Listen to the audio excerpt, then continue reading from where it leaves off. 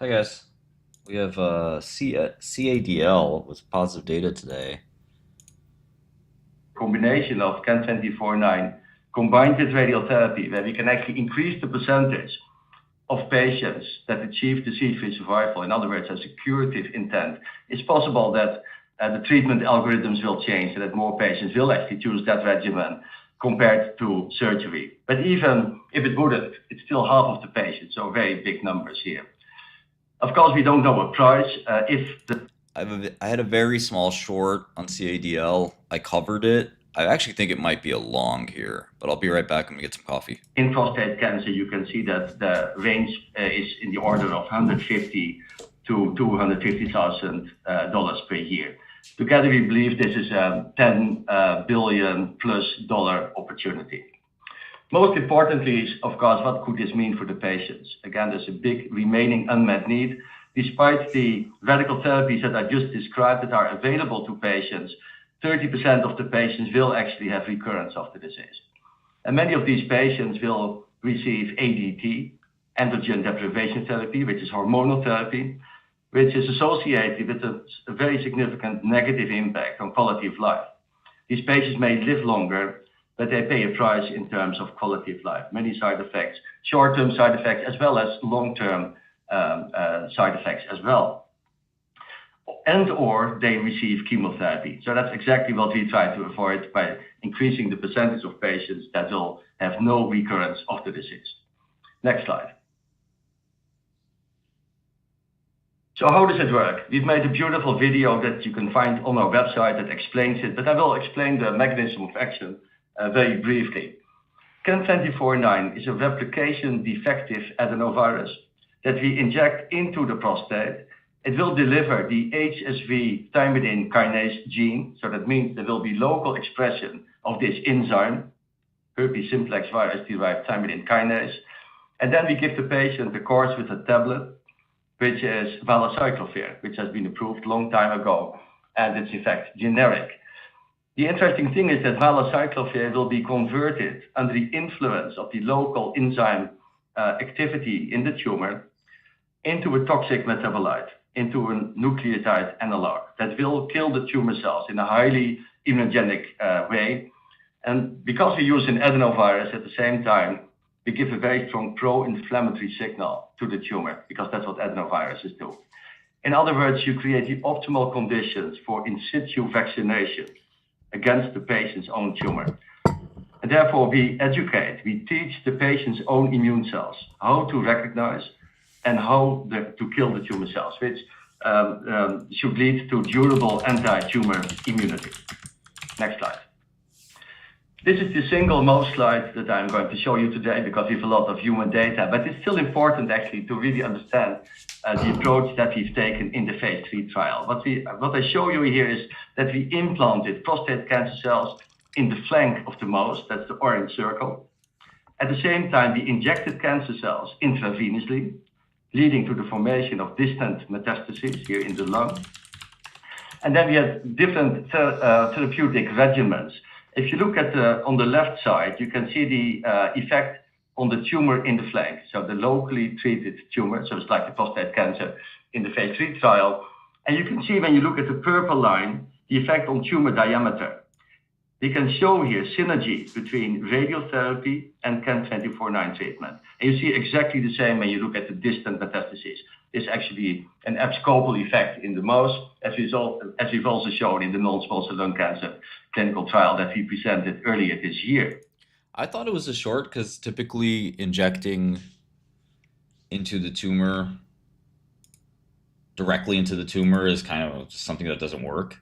But I mean, this data looks good. It's hard to, there's a couple little things to quibble about, but in general, the data looks pretty good. I'm glad I didn't do a deep dive into it. So there's a strong mechanistic rationale for this combination in prostate cancer. Next slide.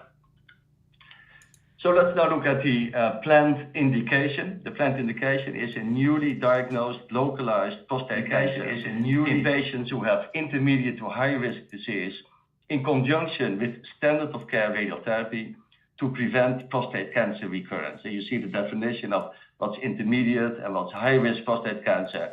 This is all standard classification as used in clinical practice.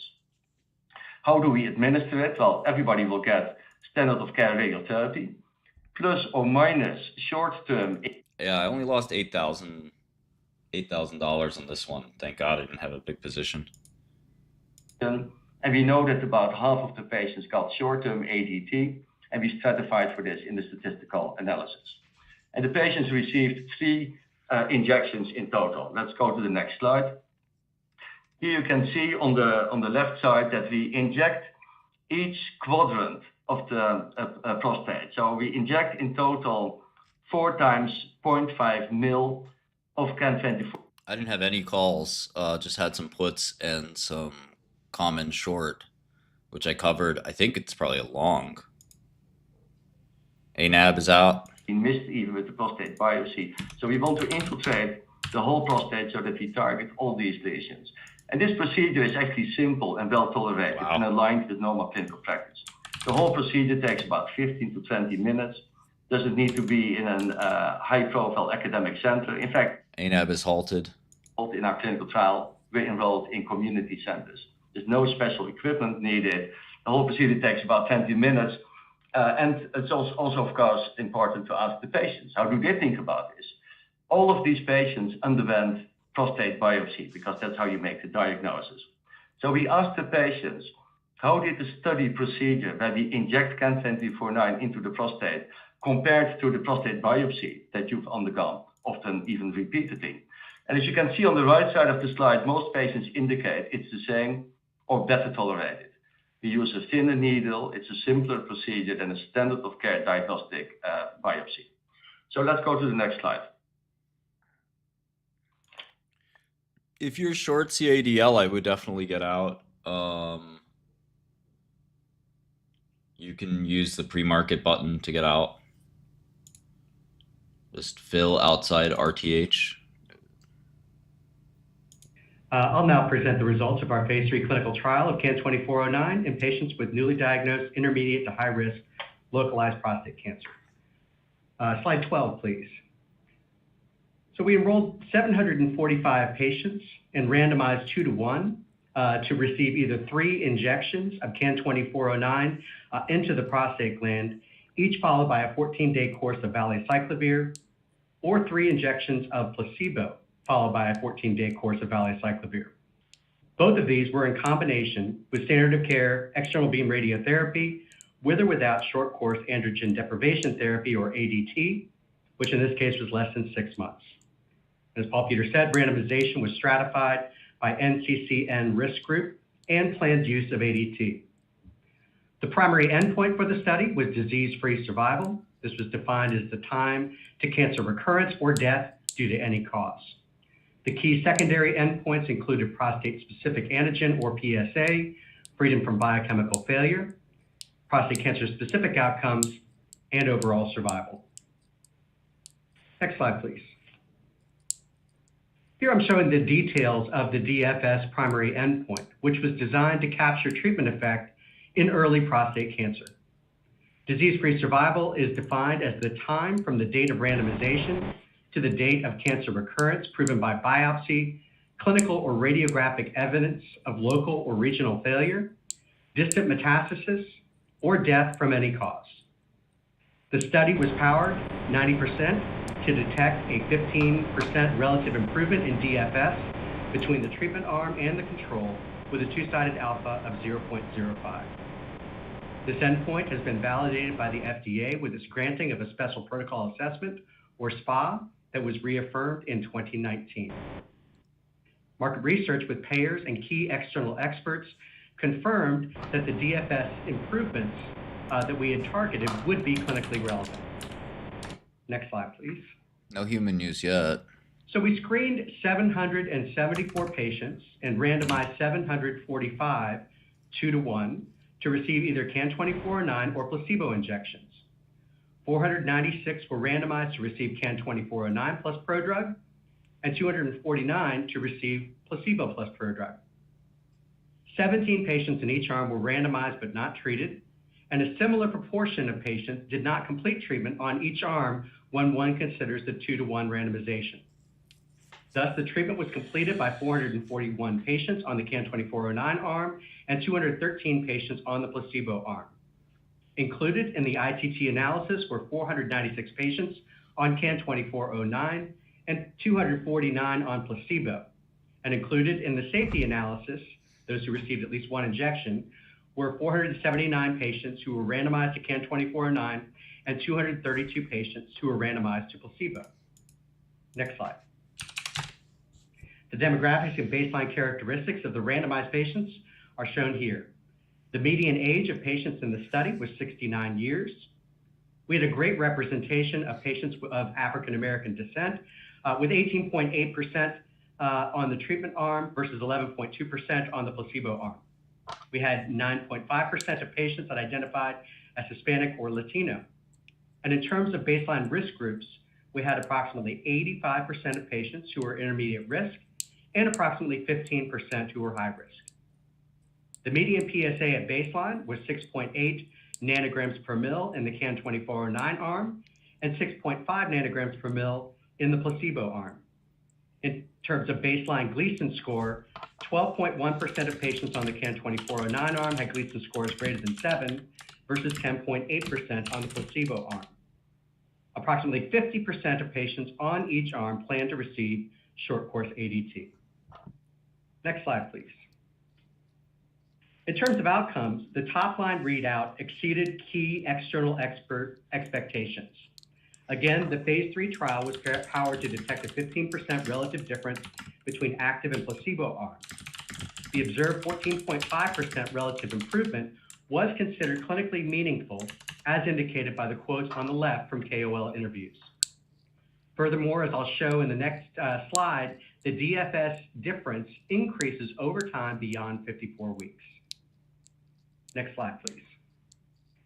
This slide displays those top-line results. In the intent to treat analysis of the primary endpoint of DFS, I'm showing CAN-2409 plus prodrug in blue and placebo plus prodrug in red. As you can see, the Kaplan-Meier curves start to separate at 2 years after randomization and continue to separate during the period of follow-up with a median of 50.3 months of follow-up. The hazard ratio for disease-free survival comparing the CAN-2409 arm to the placebo arm was 0.7. In other words, a 30% risk reduction for either recurrence of prostate cancer or death due to any cause. The p-value is 0.0155, which is highly statistically significant. Next slide, please. CAN-2409 also improved the rate of pathological complete response in biopsies that were conducted 2 years after the completion of radiotherapy when compared to the placebo control arm.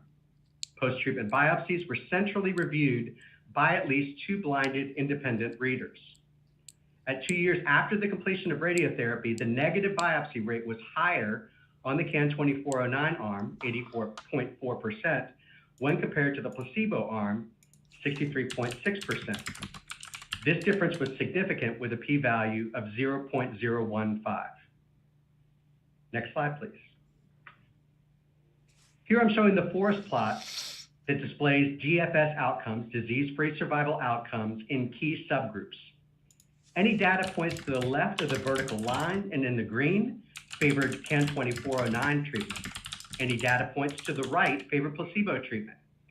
And as you can see, all of the point estimates lie to the left, indicating that the point estimates for PFS for all subgroups identified by race, age, ethnicity, NCCN risk criteria, or the use of ADT were favorable with CAN-2409 when compared to placebo treatment.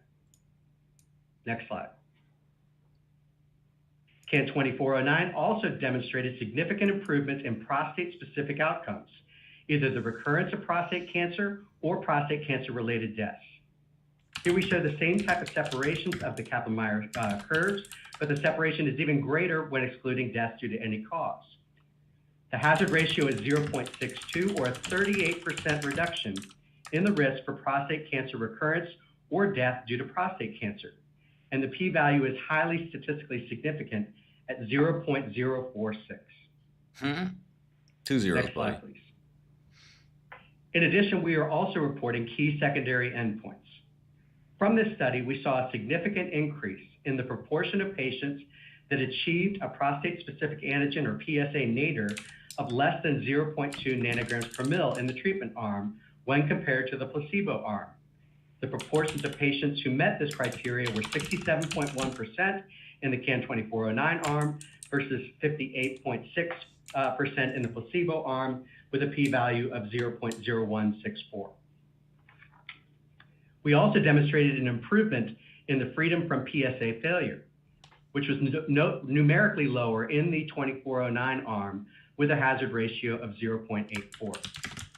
The overall survival in this study, as expected, was similar by treatment arm. There were only 2 deaths due to prostate cancer over the 10+ years of follow-up. In this study, 50 patients in this elderly male population died, but due to other causes that were unrelated to treatment and not able to be modified by CAN-2409, such as cardiovascular disease, accidental death, etc. Next slide, please. We've shown that CAN-2409 in combination with standard of care radiation with or without short-term ADT is generally well tolerated. The table to the left shows treatment-related adverse events that occurred in greater than 5% of patients in either arm. The top 3 in the CAN-2409 arm were chills, influenza-like illness, and fever, which were as expected given the pro-inflammatory mechanism of action for CAN-2409. These were commonly mild to moderate in severity and self-limited. Looking at the prostate-specific side effects, these include in the table urinary frequency, urinary urgency, and urinary tract pain. These were more commonly observed in the placebo arm compared to the CAN-2409 arm. Importantly, the incidence of treatment discontinuations due to adverse events was lower on the CAN-2409 at 6% when compared to the 5.4% in the placebo arm. The incidence of serious adverse events was also lower on the CAN-2409 arm, as was the incidence of treatment-related serious adverse events. Here we're reporting 2.2% on placebo versus 1.7% on the CAN-2409 arm. So in summary, we are thrilled to announce that the phase 3 study of CAN-2409 in patients with localized prostate cancer has met its primary endpoint, delivering a 30% reduction in disease recurrence or death due to any cause. The results were even more impressive when we focused on prostate-specific outcomes, where CAN-2409 treatment reduced the risk of cancer recurrence or death due to prostate cancer by 38%. And importantly, CAN-2409 delivered these outcomes without untoward toxicities, which is of utmost importance to urologists, radiation oncologists, and their patients as they consider treatment. Next slide. So this wraps up the presentation of the phase 3 results, and I'll now turn my attention to the results of the phase 2 active surveillance study that we're also reporting out today. Next slide, please. This is a smaller study that enrolled 190 patients in a different population. These patients had early-stage localized prostate cancer and are undergoing active surveillance. We randomized 190 patients, 2-to-1, to receive 2 injections of CAN-2409, followed by valacyclovir in active surveillance, or 2 injections of placebo plus valacyclovir in active surveillance.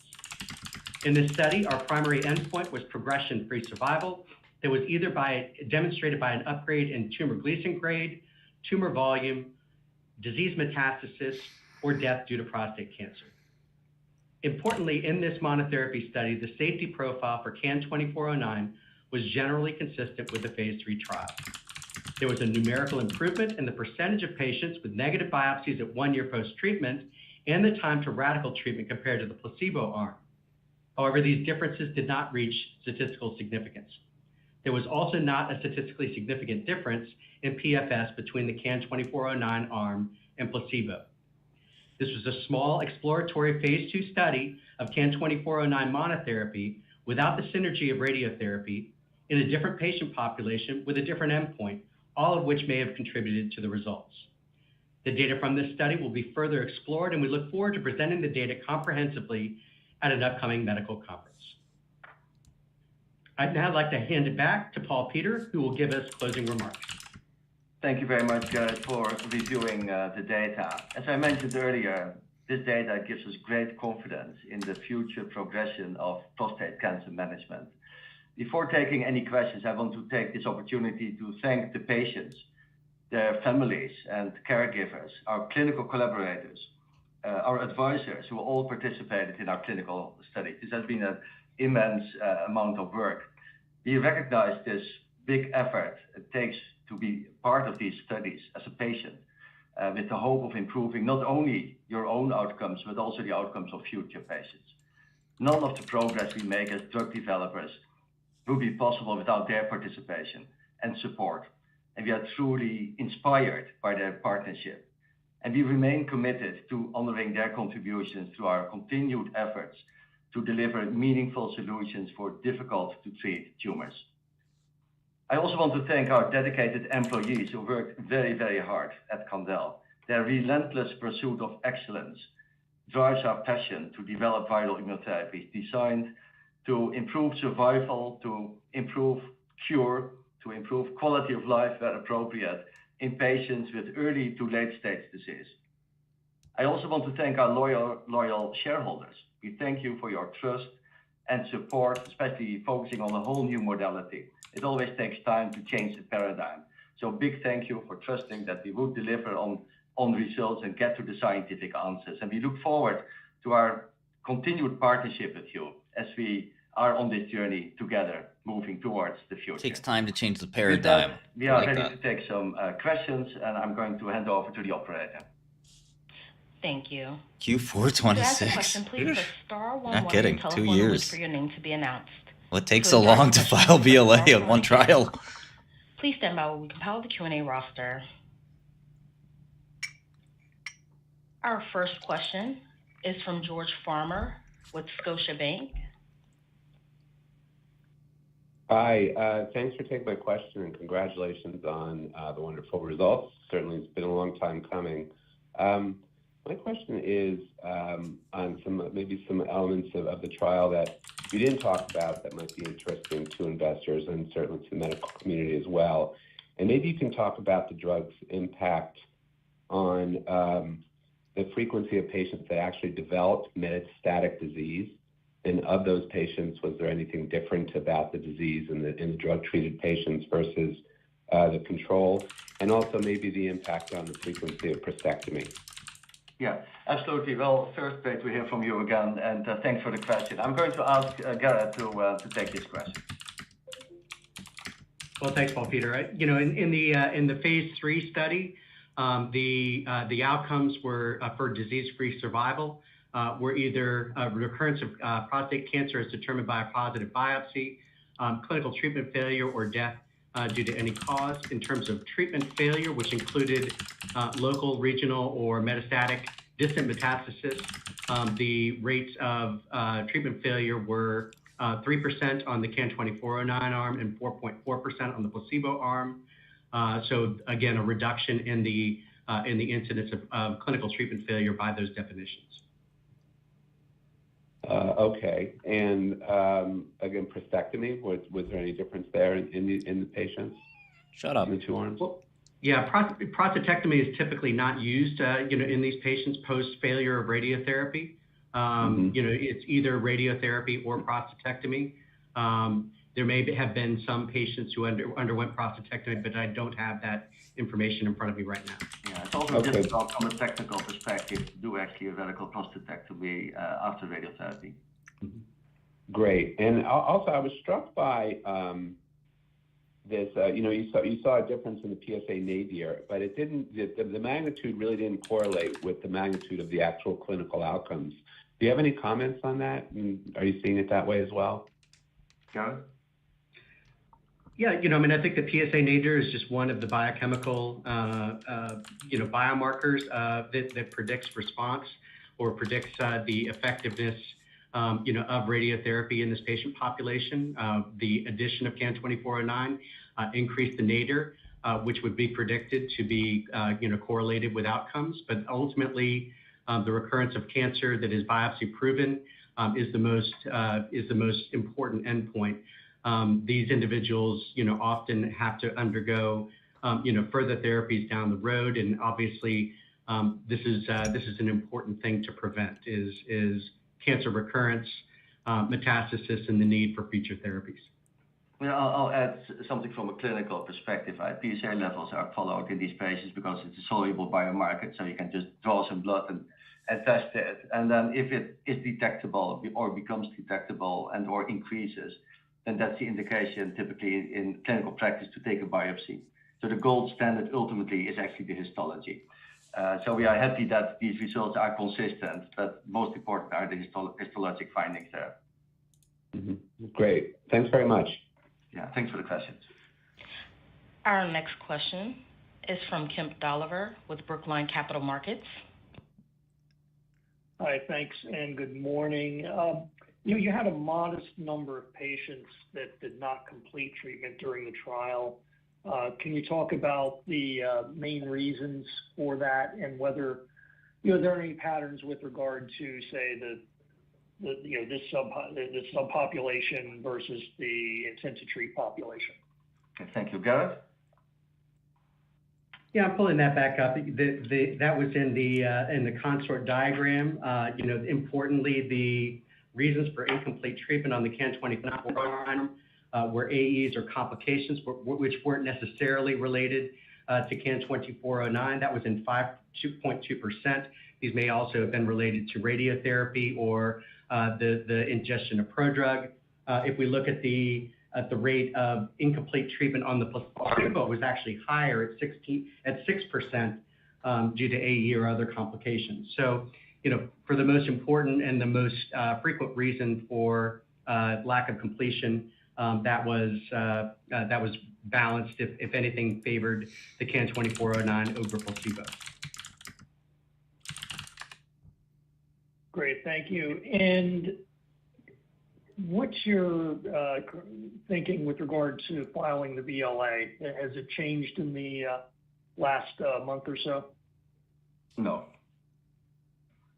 The timing would be about, go ahead, I'm sorry. Yeah, the timing would be the same. So we aim for BLA readiness in Q4 2026. Great. Thank you so much. Thank you for the questions. Thank you. That concludes our question and answer. I will now turn the call back over to Dr. Paul Peter Tak. Thank you, operator. Also, many thanks to everyone who has been listening to this call and for participating in the call and for your questions. I wish you all a great day. Thank you very much. I mean, pretty good data. It's a little weird. These really long-term prostate cancer studies do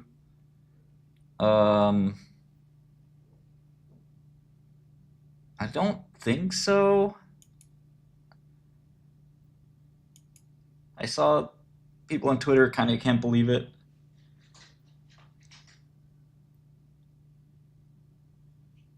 Yeah. No, I had I don't even know how much shares I had, but maybe 1,000 shares short, so almost nothing. I lost 8K, not a lot of money. I'd been focusing on the other ones quite a lot more. I have some puts as well that are going to be worthless, but yeah, I was always skeptical of this kind of approach.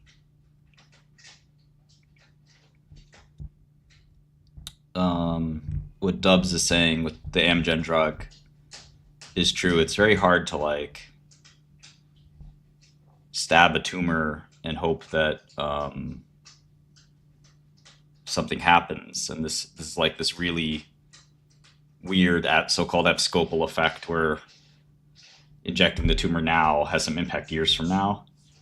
So that's typically not the case. But immunotherapy can be a little mysterious. I could see people being skeptical about it, and without overall survival even a trend in the right direction, I think that's a little worrisome. Usually studies like this are a little bigger as well. No, there are some intratumoral. Intratumoral has tried so many times and it just doesn't.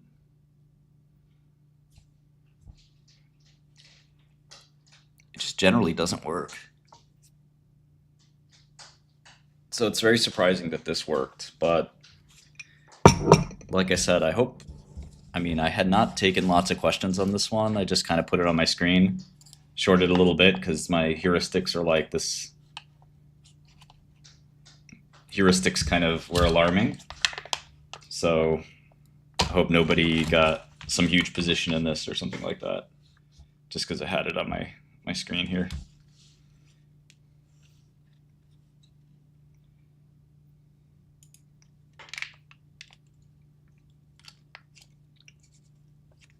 It may not be approvable because of the overall survival thing.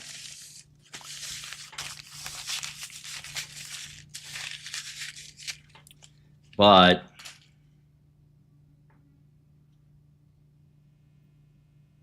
I mean, the Kaplan-Meier curves separate. The p-value is a little sketchy.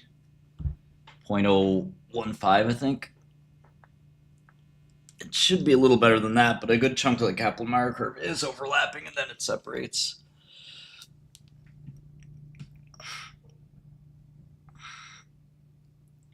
It's a tough call for sure.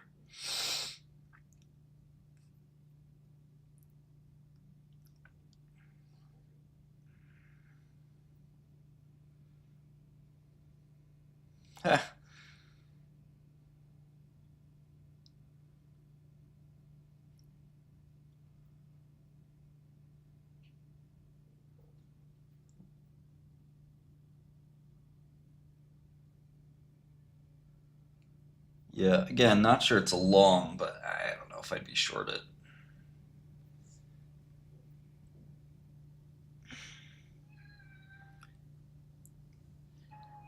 I just heard of CADL for the first time like a week ago, and I barely done any work on it.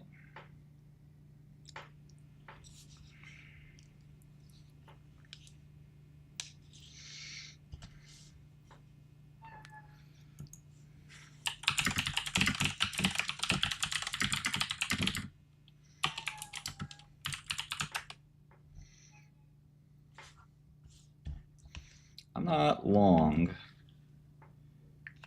but I'd probably rather, if I had to be, long versus short. It's still a tough call. You don't have to make every call. Like, I'd just rather maybe not be involved in this, but technically met the primary endpoint. They still might say the totality of the data doesn't support approval.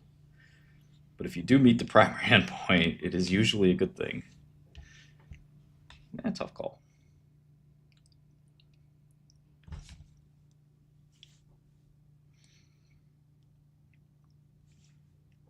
It's not even 2 years from now. It's 3 years from now. I don't know what company takes 2 years to file a BLA.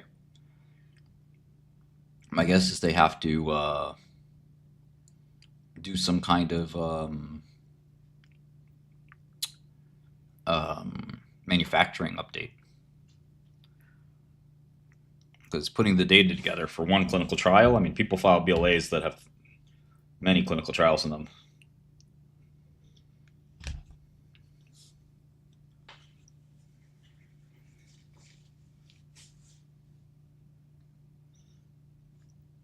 I wouldn't be nervous, Paul.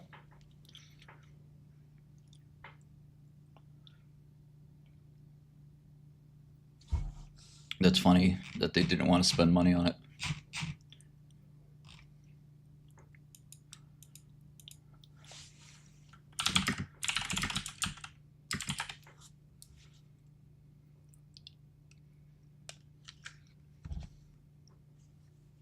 Well, they'll do a financing today and they'll have plenty of capital. The real question on these things is, do the big guys believe it? Does Fidelity, does Wellington, does T. Rowe, do those guys believe it? And I generally think the answer there is going to be no.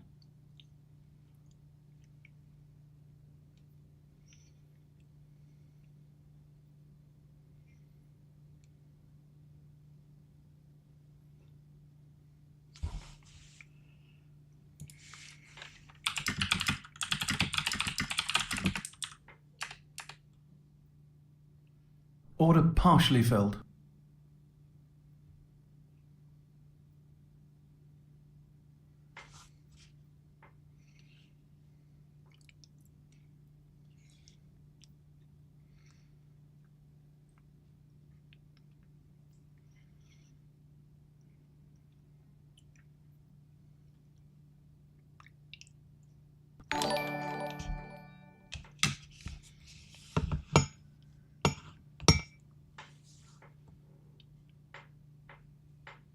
I don't know what to do on it, honestly.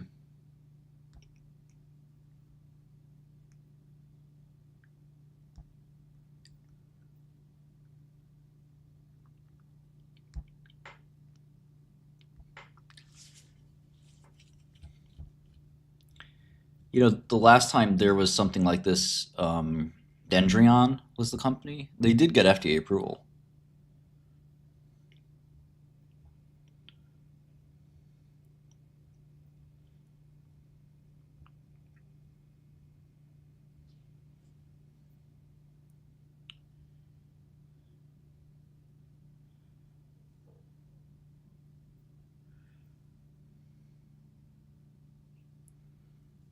But it took years and it was very controversial, so CADL might be something like that, where it's just like, data is good, is it good enough?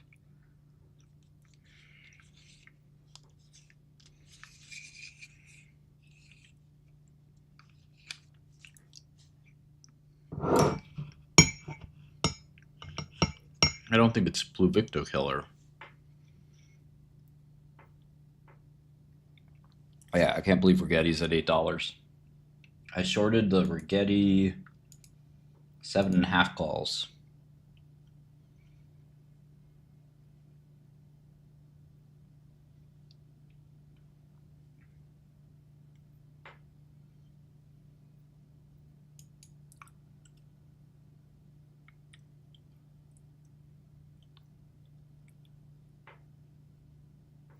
I've never used OpenBB.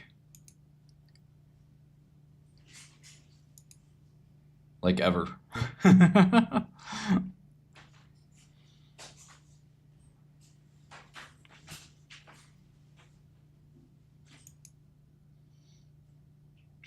No, there was nothing in that DJT dip. I covered a bunch.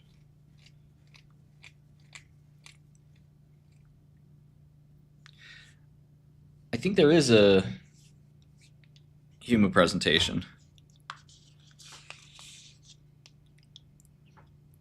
Well, NTAP is a weird thing. I'm not sure it matters that much what they say to NTAP. FDA approval is the question. Reimbursement, I mean, nobody's going to use this fucking product anyway.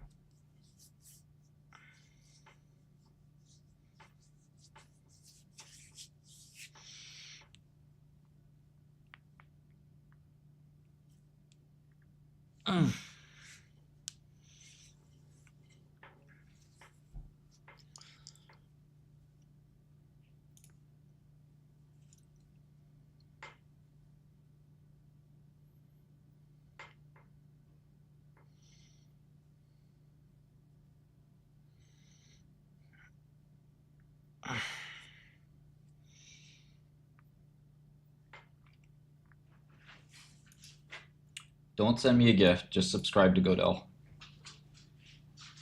Or join Godel. You don't have to subscribe necessarily. Join the free version.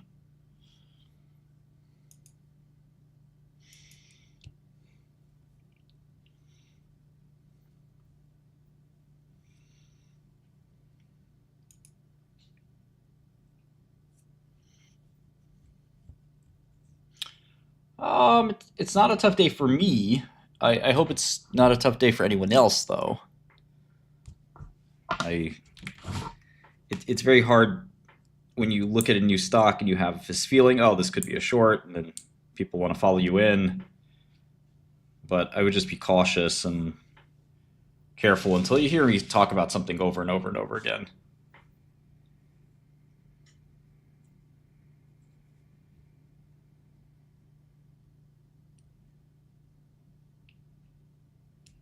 No, working capital and shareholders' equity are two very different things. Shareholders' equity is kind of this fake thing. It's just assets minus liabilities.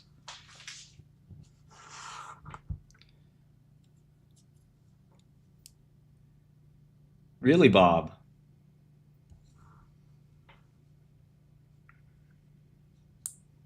Just that one? You didn't do Huma or the other ones? Because there were like 6.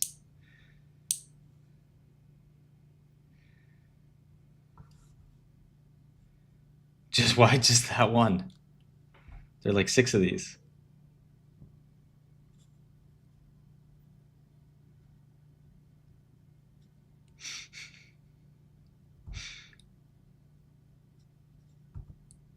One of them I said I'm really big in. Rip.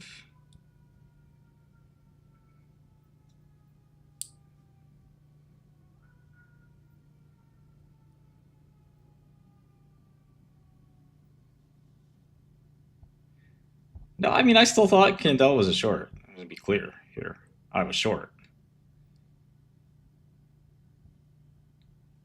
And I was wrong.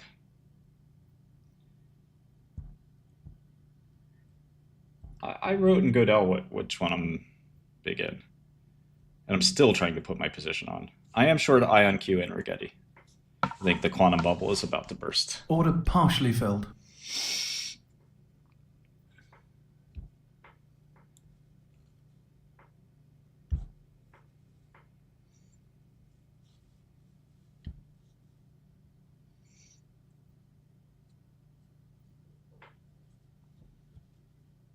It's crazy, Andy. Oh, we got multiple brokers. Nobody. Were you all in on CADL, but not SLS or GALT or AVXL or Huma or any of the other? Why all in on that one? Order partially filled. Shut up, kitty.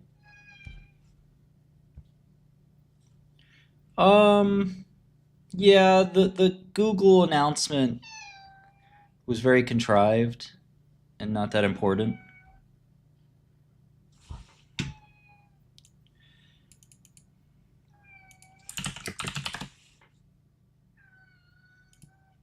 Because the way they do... What do you want? I swear to God, this cat just wants to play.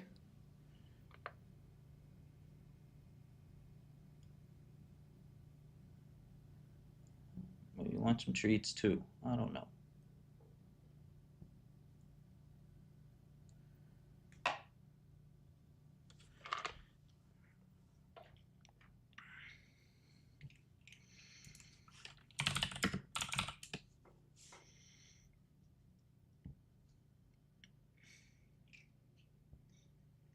She is bored. Yeah, the Willow announcement is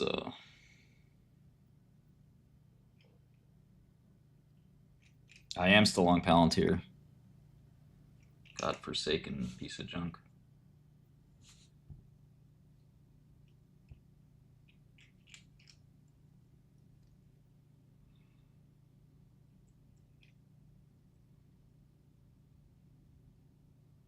Maybe, we don't know yet, Q-tip.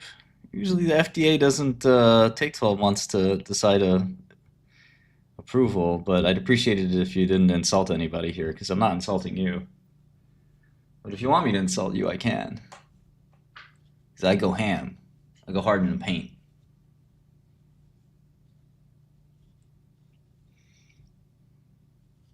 I mean, Galt is... Yeah, I don't know what to say about Galt. Like I said, for some of these, I'm still putting my position on.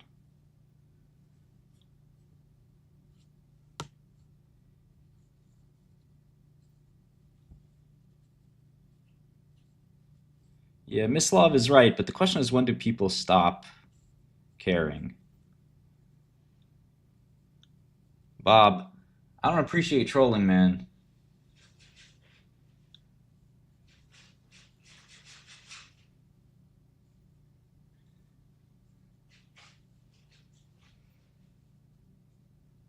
Order filled.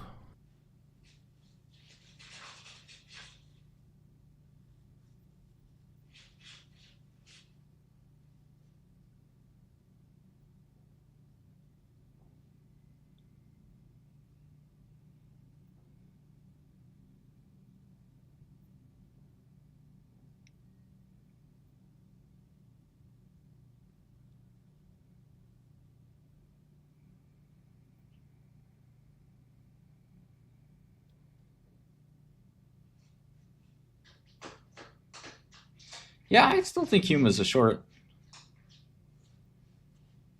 I don't see the FDA approving it, but I could be wrong. Yeah, FDA does approve trash now and then.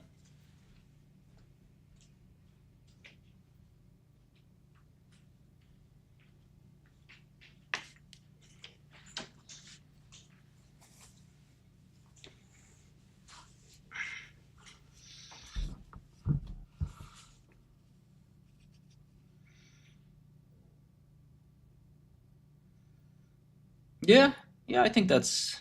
I said no. I didn't say 95% chance of CRL. I think the last time I put a number on it, I think I said it was 75-25.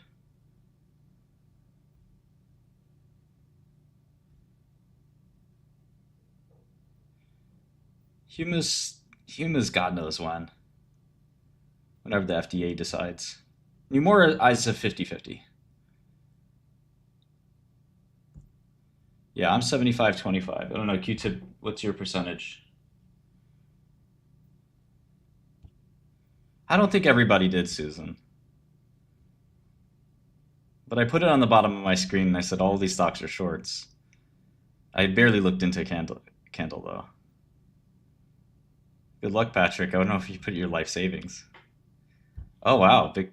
So we're completely opposed. 85-15 versus 75-25. The best predictor win. I don't know Q-tip personally, no.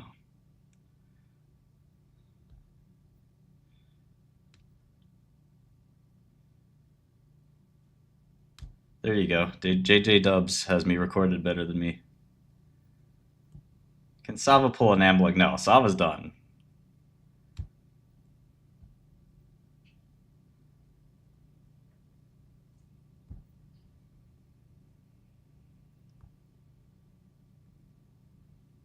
I mean, I think the Candel trial results are fairly good.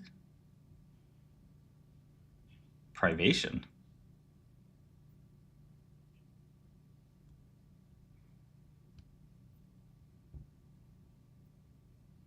No, I don't see why that's the case, Q-tip. They can give you a CRL at any time. Look at Pain Therapeutics.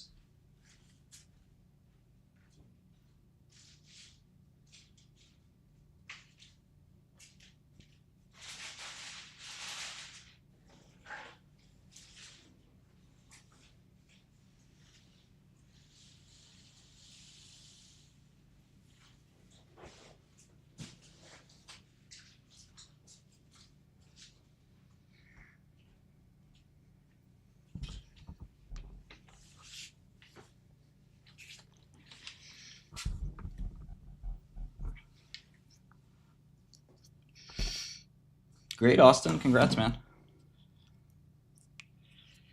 Nibbles.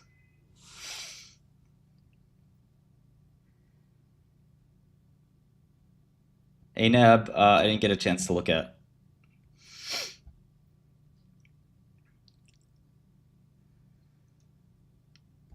Yeah, Rigetti's a little suspect, man.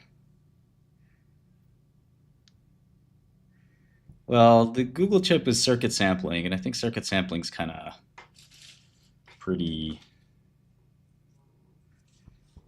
contrived. It's not really a real.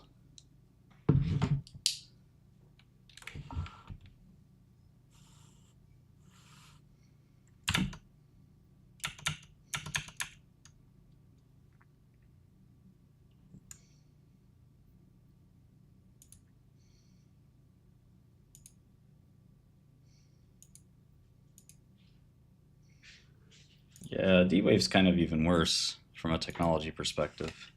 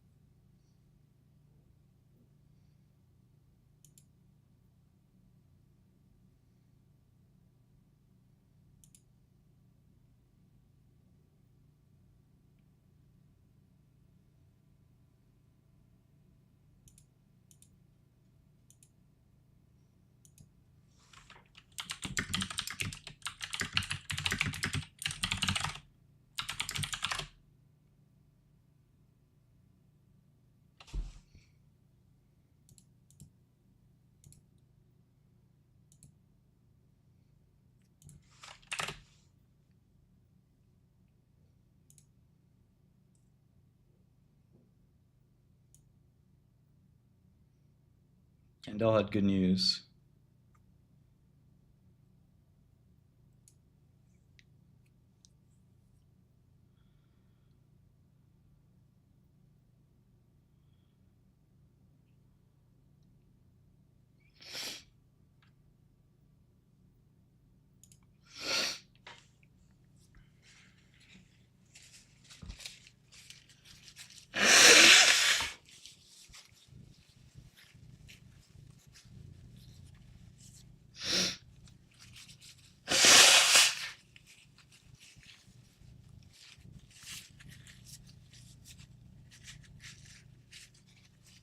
Ionic was down. That's not good for Rigetti.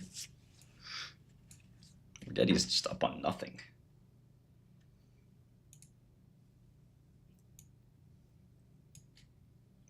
I've never done cocaine in my life.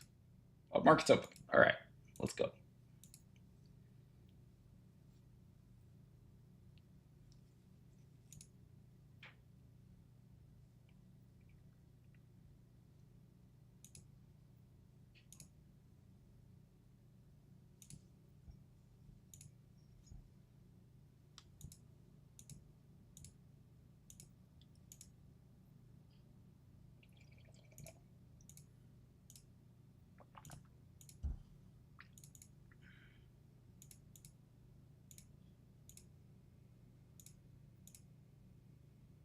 Order filled.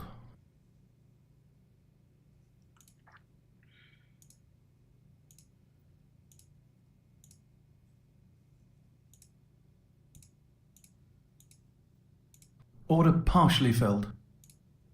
Order filled. Order partially filled. Order filled. Order partially filled. Order filled.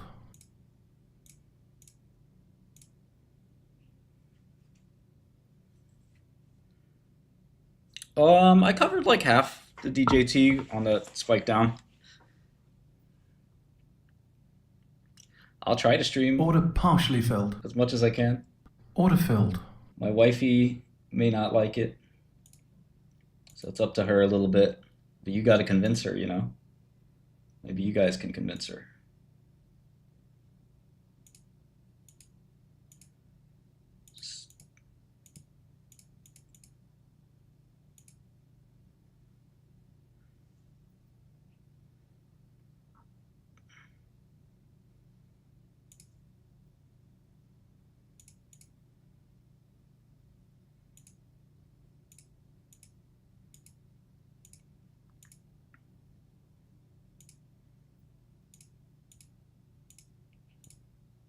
Order filled. Order partially filled. DJT going down again.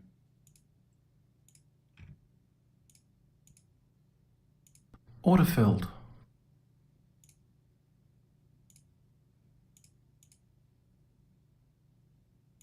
Order partially filled.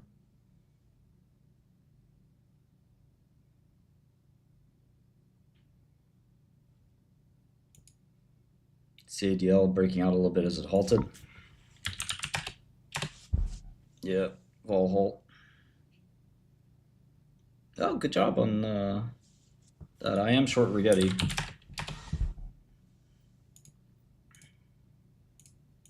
Order filled.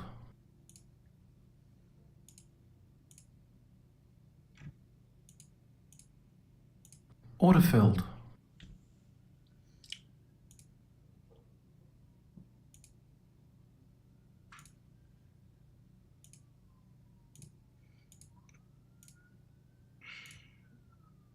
Order filled.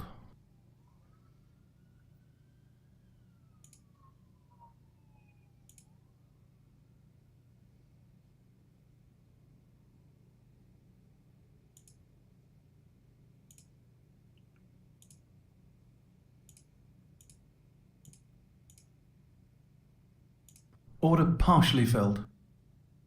Order filled. Order filled. Order partially filled. Order partially filled.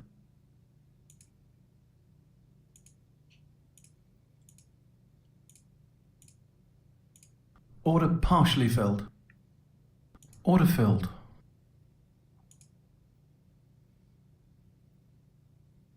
We're definitely going to do that, Elliot. And in fact, we'd really like your advice, and maybe you could even consult for us Order if filled. you have time. If you send me an email, Elliot, martin@dl.software. I'd be happy to.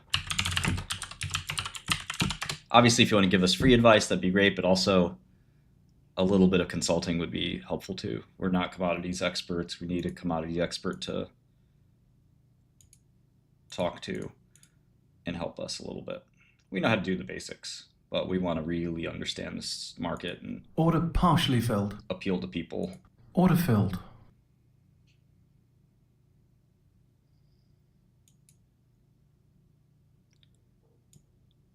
Ooh, Rigetti's dropping. Look at INQ dropping. Order filled.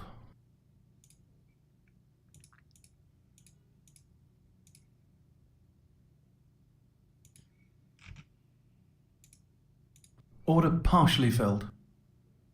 Order filled.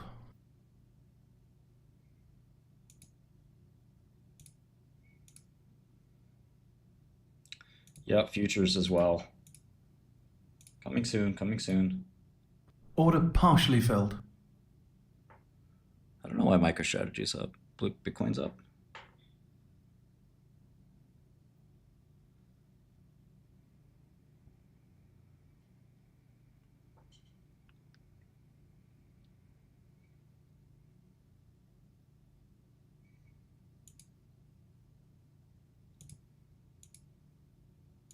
Order partially filled. Quantum reality is Order filled. coming. Order partially filled. Order filled.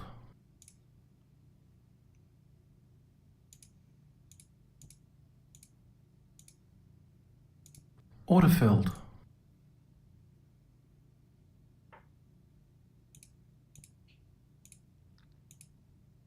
Order partially filled. Order cancelled. Order filled. Our QA tech stack? Interesting. I don't know what our QA tech stack is. We use PostHog. I am not short candle I covered. I lost 8,000 big ones.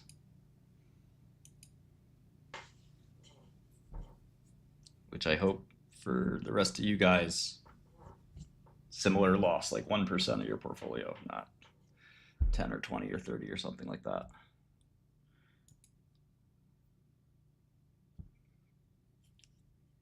I find a way to just include my $8,000.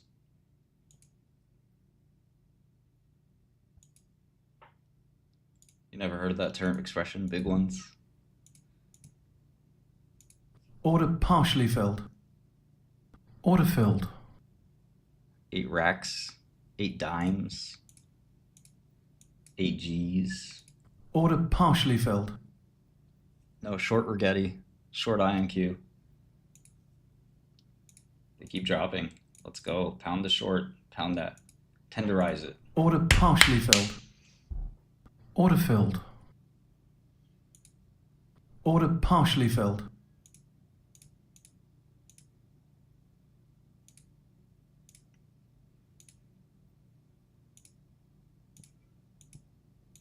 Order partially filled. Order filled.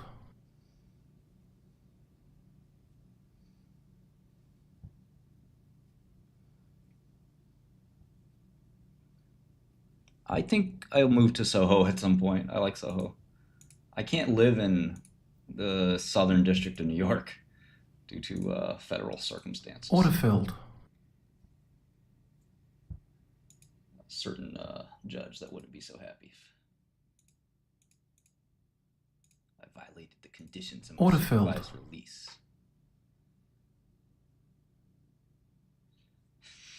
I'm sure CADL will do a financing tonight. Like, there's no doubt about that.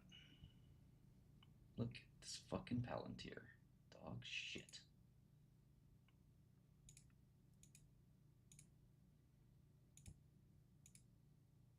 Keep shorting this quantum, Autofilled. boys. Rigetti's going to be at like 5 today. Autofilled.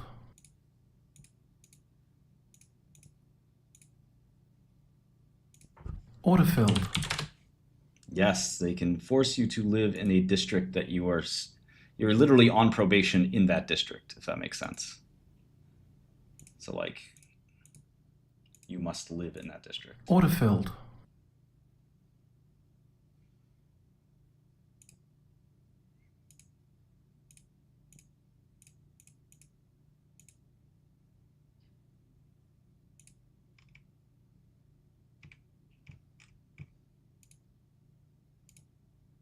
Autofilled. Autofilled.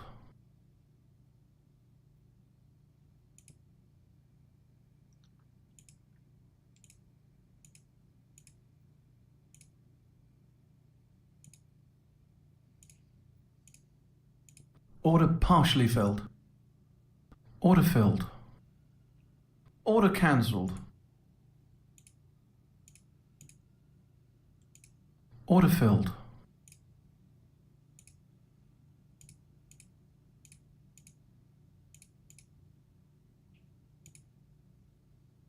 Order partially filled. Order filled.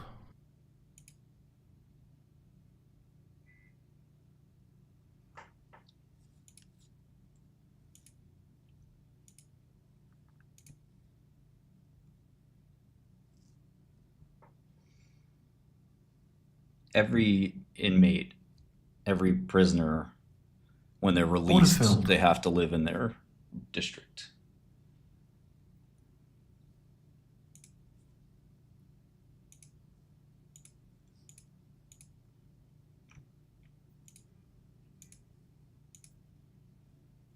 Order partially filled. Order filled.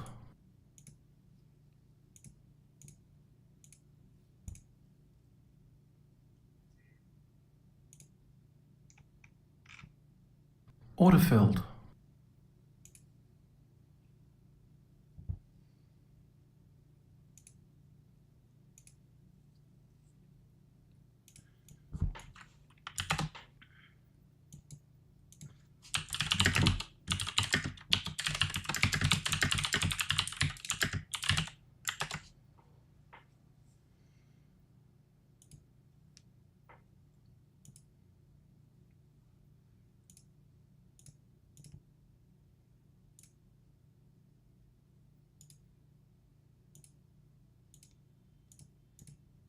Order partially filled. Order filled.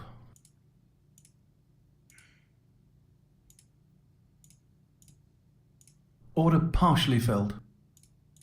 Order filled.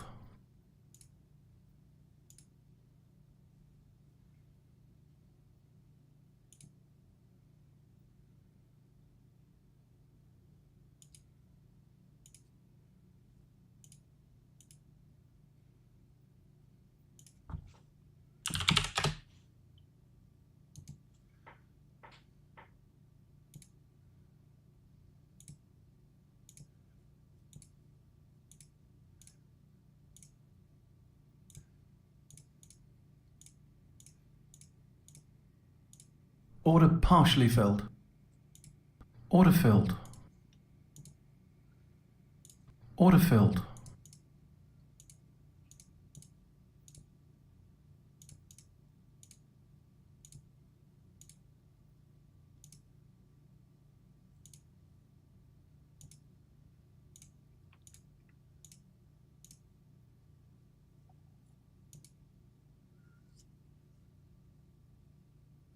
Thank you, Elliot.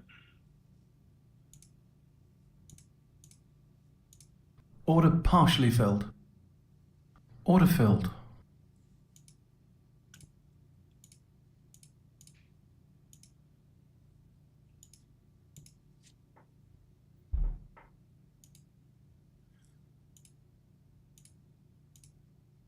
Order filled.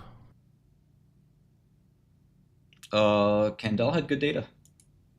Order partially filled. Order filled. I lost some money shorting it.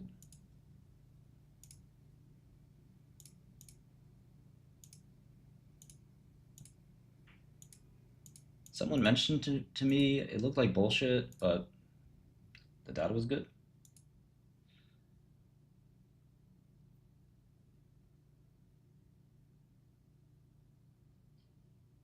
Yeah, it wasn't a big trade for me, but it was annoying, and I probably would have gone big on it. So kind of dodged a bullet, I guess. But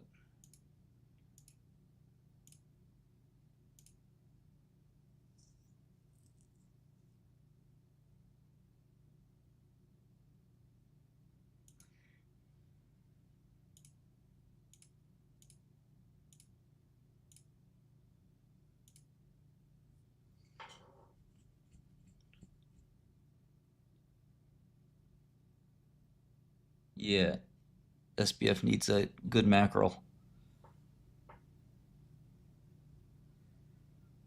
Order partially filled.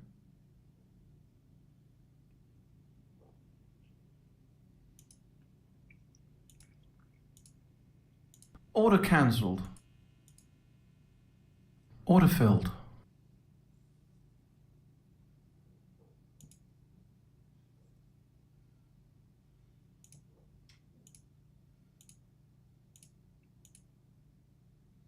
Order partially filled. Order filled. Depends on how big your portfolio is, Kel. Could be immaterial, could be huge amount, could be everything, could be nothing.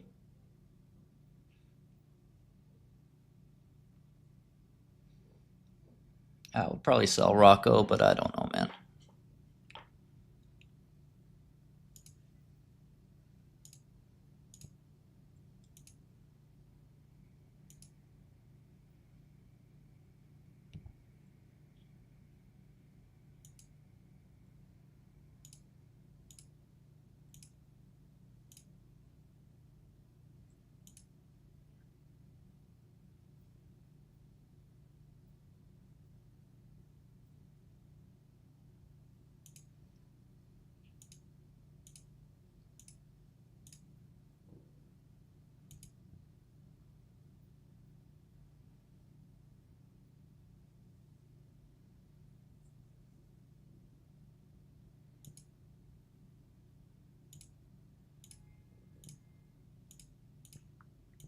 Order partially filled.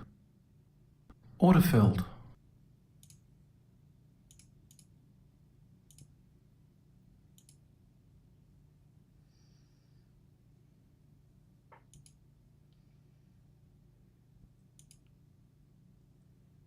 I think all these stocks are going to reverse all the way back down.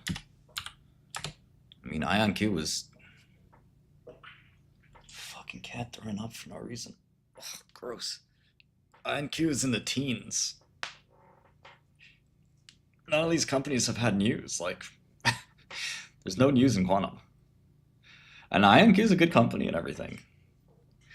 It's just like,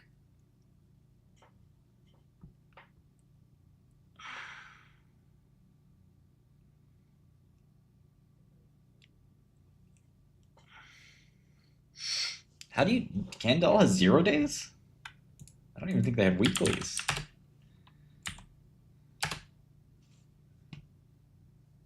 I don't even know how to trade 0 days on Interactive.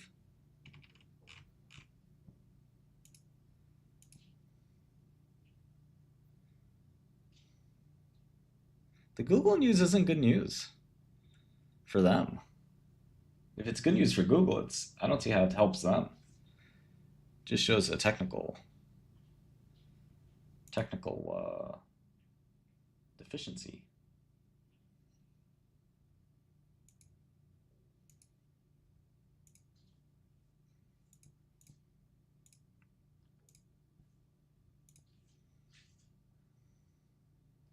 Well, it's even the same thing Google said years ago with Sycamore before Willow.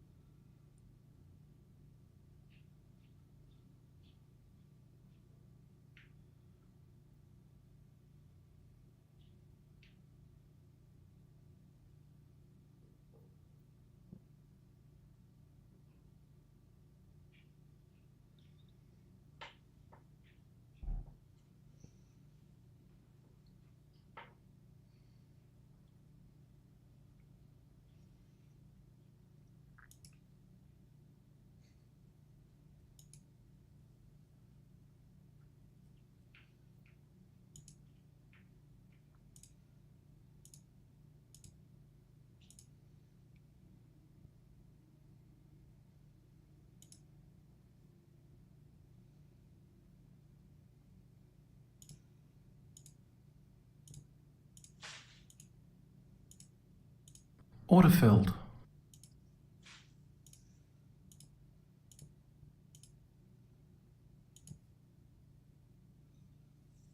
Candle had good data.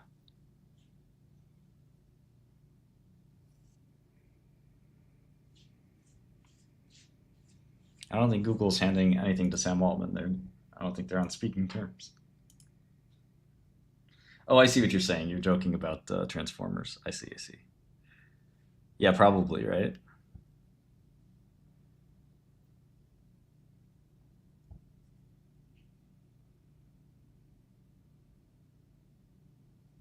Qubit is probably a good short too, yeah.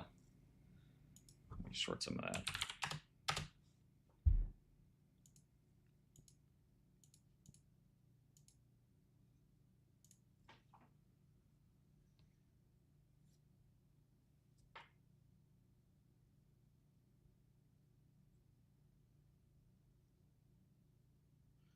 Yeah, it's very weird, Eric, right? Like, I don't know why you'd want to be long the stock if they're not even going to file for 2 years.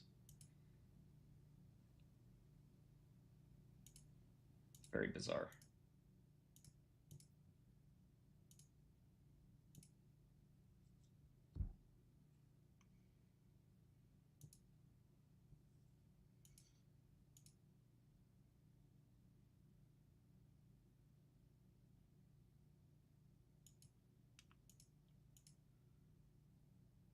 The news was the phase 3 results everyone's been expecting.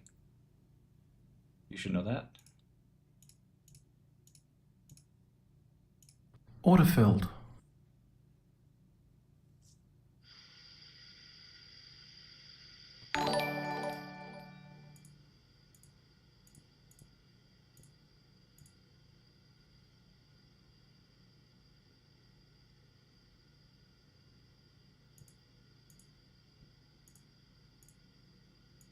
Order partially filled. Autofilled.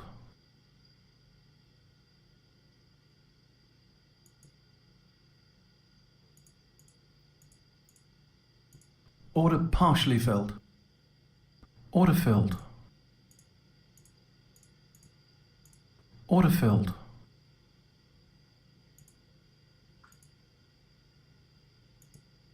Hearing things or Autofilled.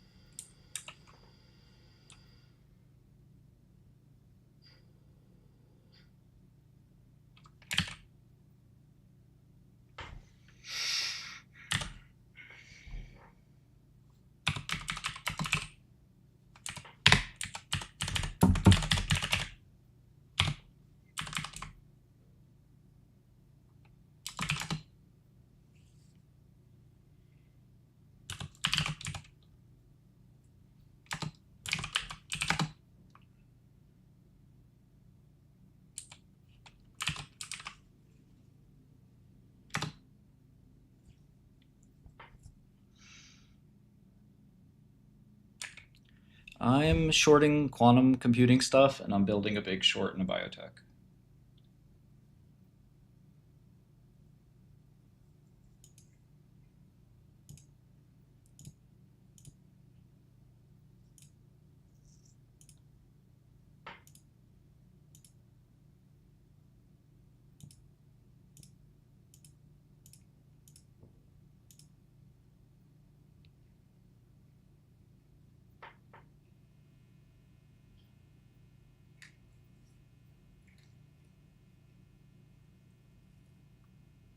I think quantum just isn't there yet. It's going to take a long time. We don't know who the winners and losers are going to be. It's really early days in quantum. It's like not even the first inning. And you have to understand that quantum's only going to be useful for certain applications. It's going to kind of be like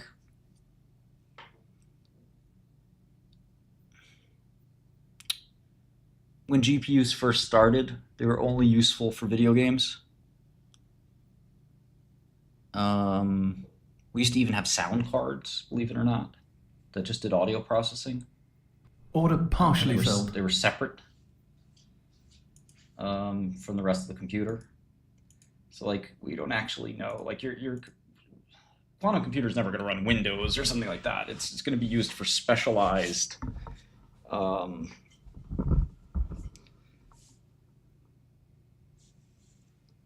specialized scientific computing or encryption or something like that. But they're really theoretical devices at the moment. And I love quantum computing. Science fascinates me. I studied it quite a lot. I enjoy it. But it's not really clear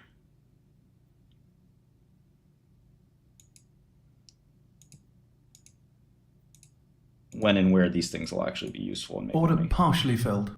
And the big pump Order recently filled. is due to the Google kind of paying some attention or lending some attention to the space, which is always good.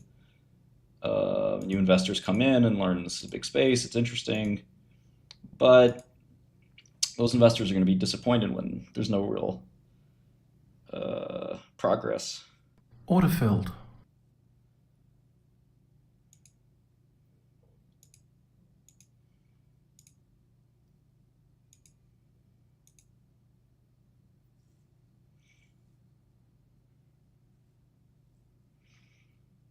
Order filled.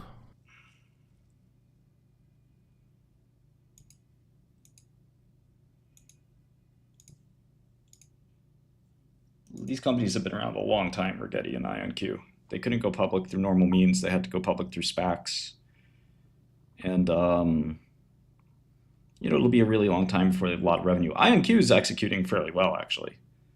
But it's still not clear if they're going to keep growing because there's just not, the same interest in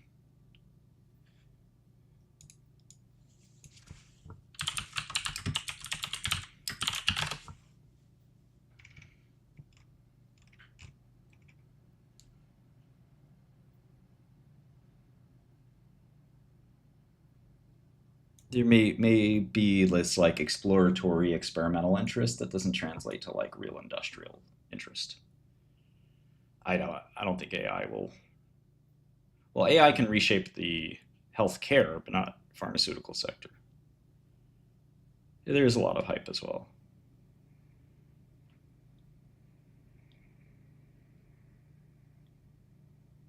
Did somebody say Internet of Things? Big data, machine learning, blockchain, artificial intelligence, digital manufacturing, big data analysis, quantum communication and Internet of Things के R&D को बढ़ावा.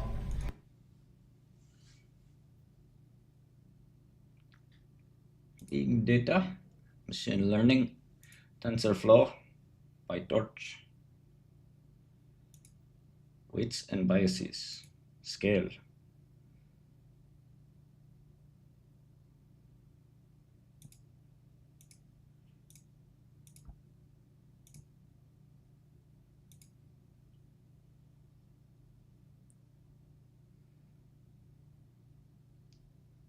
Oh, hey, I love Indian people. Uncle Modi, that's Unk. Call him Unk. Hey, yo, Unk.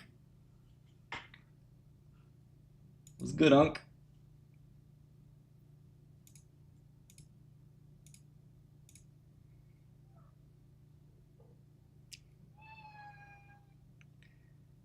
That's Unk, bro.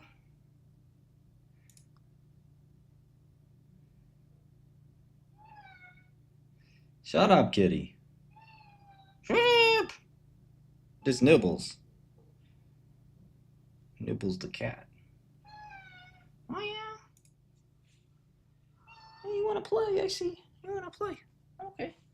We can play. I'll get you. I'll get you your toys.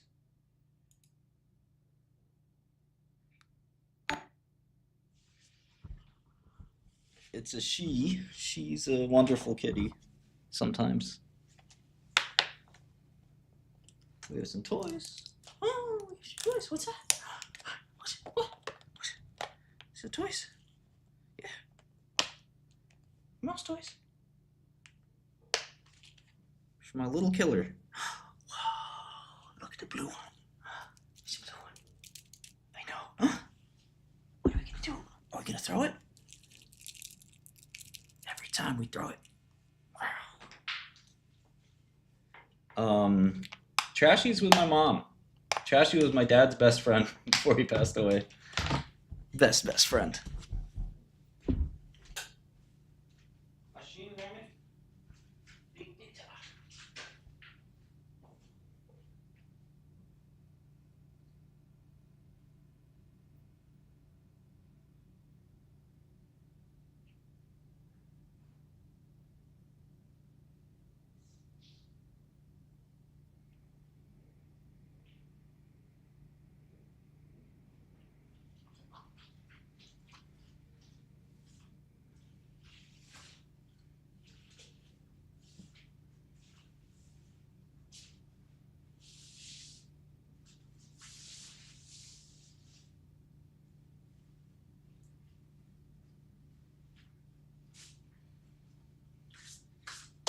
My girlfriend flies in tomorrow, so I kind of have to clean before then.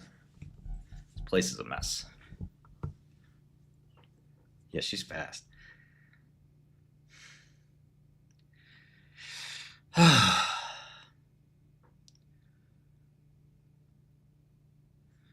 Okay, we have a request to look at ARTV.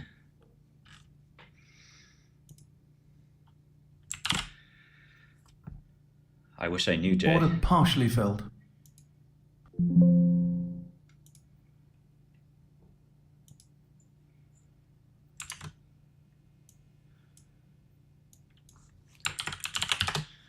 Okay, so this is called Artiva.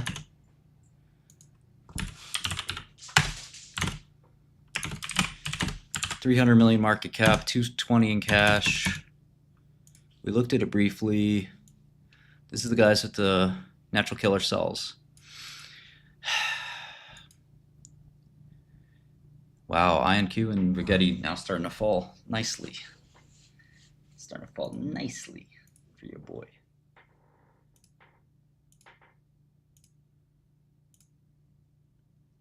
Trying to hit it from the back on this Rigetti. Order filled. Who else is tapping this Rigetti? Shh. Play with me. No, kitty. Oh, you stupid kitty. You gotta bring him back to me.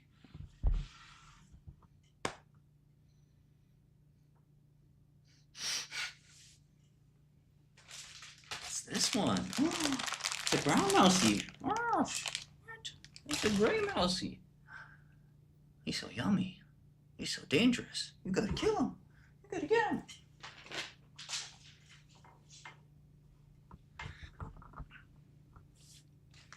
Who's trying to hit it from the back? Trying to Order partially filled. hit this Rigetti from the front. Trying to hit it from the side.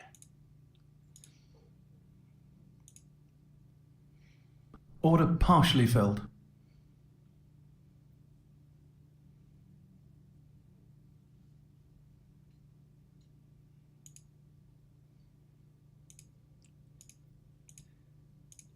Trying to hit it and quit it. Run the train. Oh no, running the train on Rigetti. Oh no. This is worse than Lily Phillips. Shush. Shush your mama. Bring it back. You gotta bring me the mousey back. Where is he? Gosh, you little beast. You're a little beast. We were wrestling before.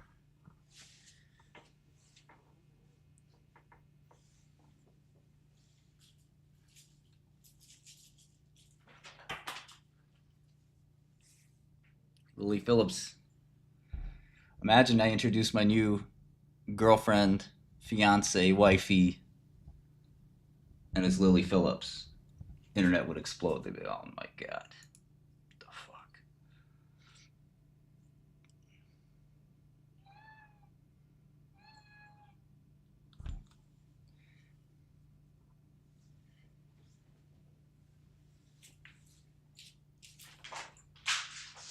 I think my dad would disown me.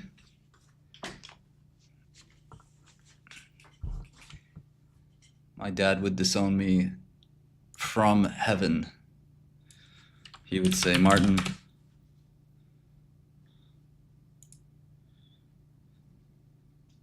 why?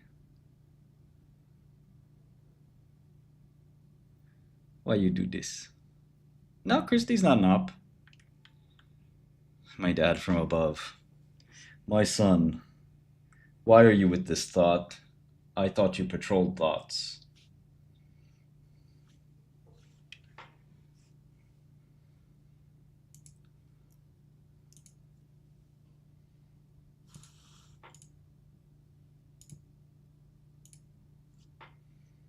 Lion King, yeah, it's Mustafa. Always remember to stay away from these thoughts. Thanks, Dad. My dad hated like when I looked at Twitch thoughts and stuff like that. He's like, "No, Mark, don't. Don't be a yeah."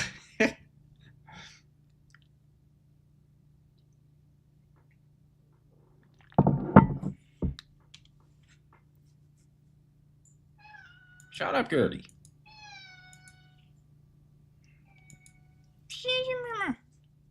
What you little beast? She's a little beast. What you troublemaker, huh? You a little troublemaker, huh? Yes, you are. You a little troublemaker.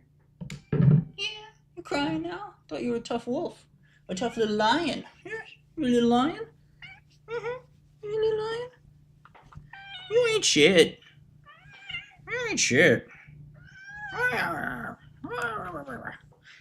You don't like that, huh? Yeah. You like to be a little beast.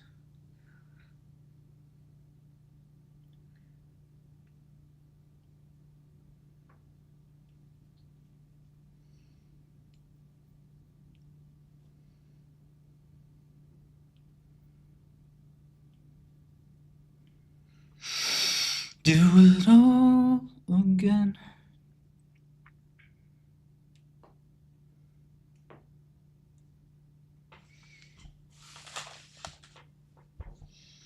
Last Friday night.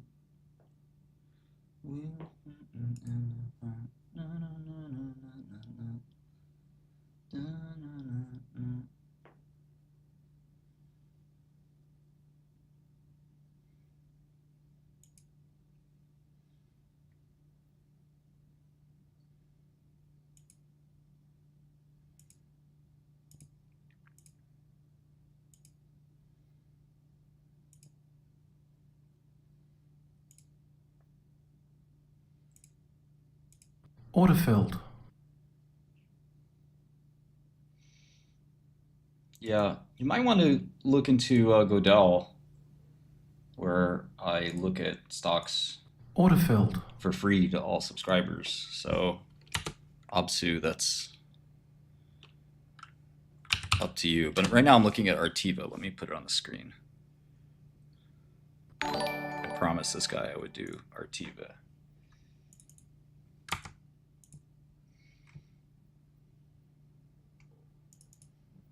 I had dinner with the boys last night. I got such a great squad.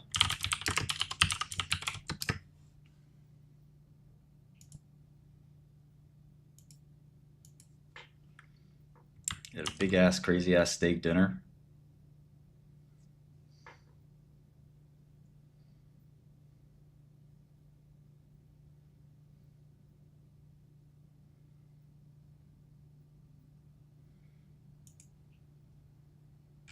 The hell? SEC page temporarily unavailable. SEC.gov is something else, man.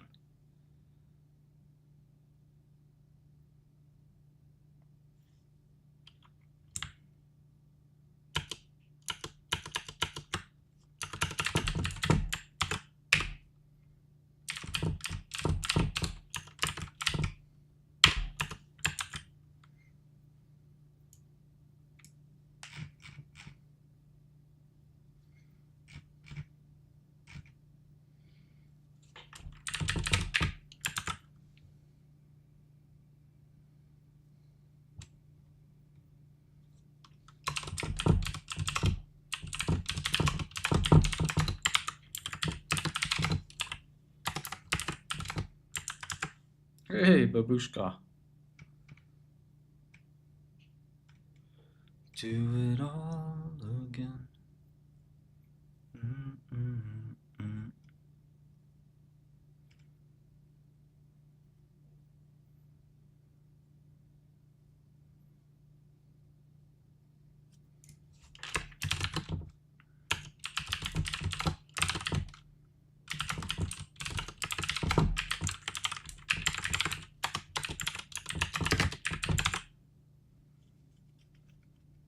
I didn't drink at all last night, which is good.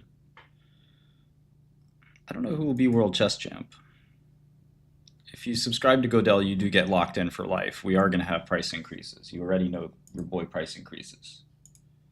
I don't keep prices low. So if you subscribe now, you lock in for life. But we're going to stop doing that at some point pretty soon here. We got a lot of subscribers.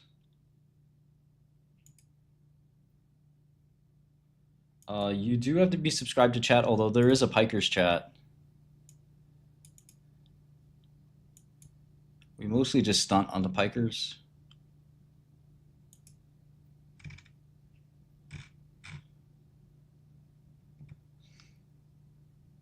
Godel is a alternative to the Bloomberg terminal. That's about it. Ooh, MicroStrategy. Bitcoin back to 100.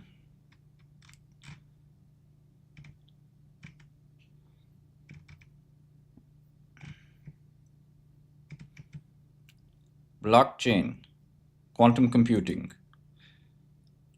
advanced immunotherapy, synthetic graft.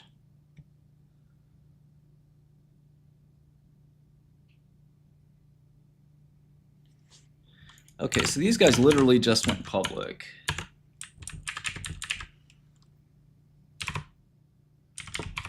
Summerfulam, Filament A Technologies.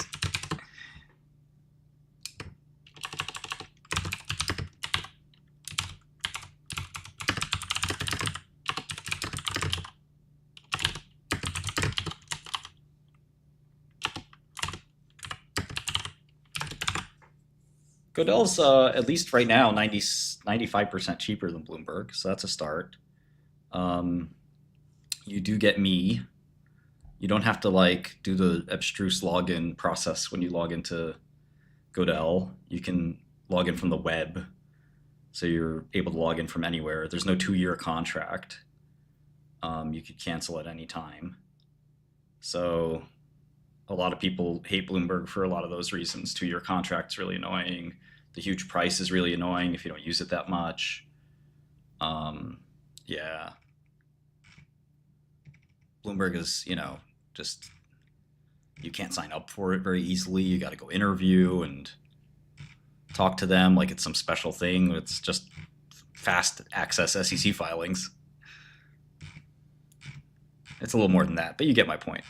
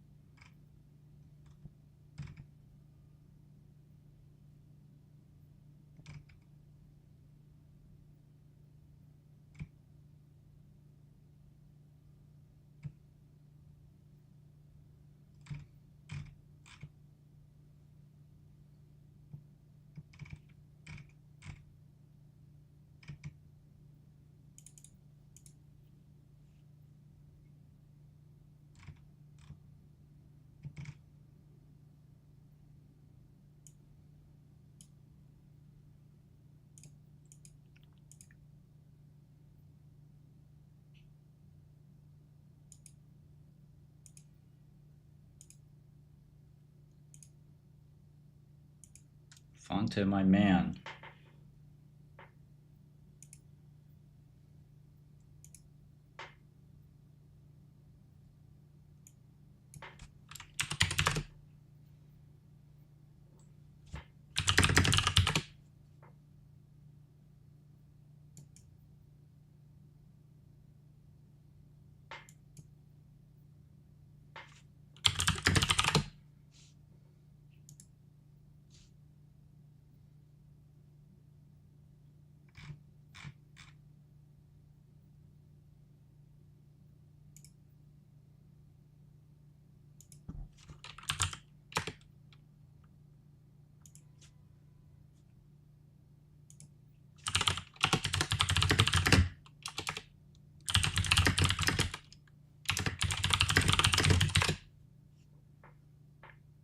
What's up? Godell is brand new. We haven't even promoted it yet. Only people that know about it are my live stream viewers. So when we go public with it, it's going to be quite a surprise for some.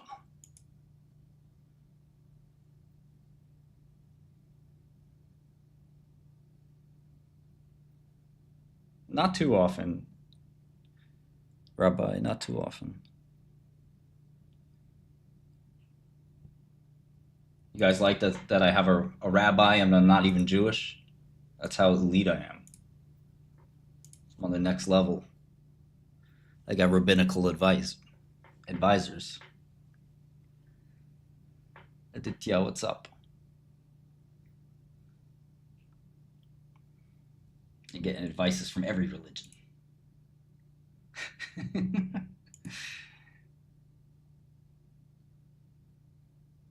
Why do you automatically get assigned a rabbi? Yes, Mossad took out cassava. It was collateral damage. I'm not Jewish, no. I'm Catholic. Order partially filled. We can't all be perfect.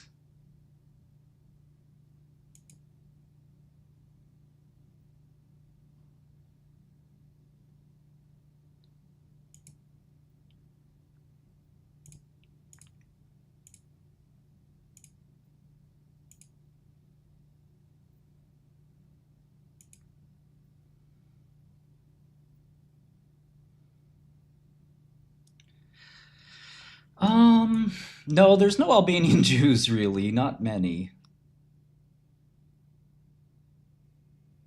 Oh, that's good. Oh, Rigetti below 6.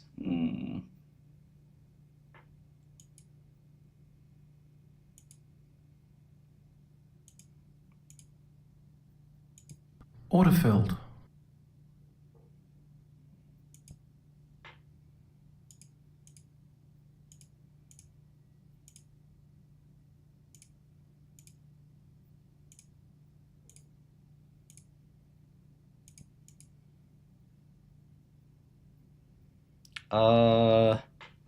Well, I want a really smart girl. I'm sure there are very smart Albanian chicks, but I've never met one, and I'm not going to go out of my way to find one. Sorry, Mom. My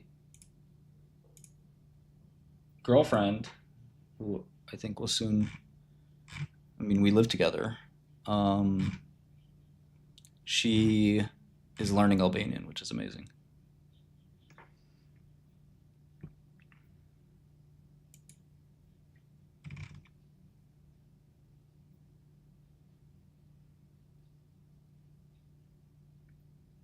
Yeah, Besa. Yeah, Mira is the best. Mira has a fiance. I don't think I'd date a Serbian girl. Yes, call a bird. It's a complicated situation.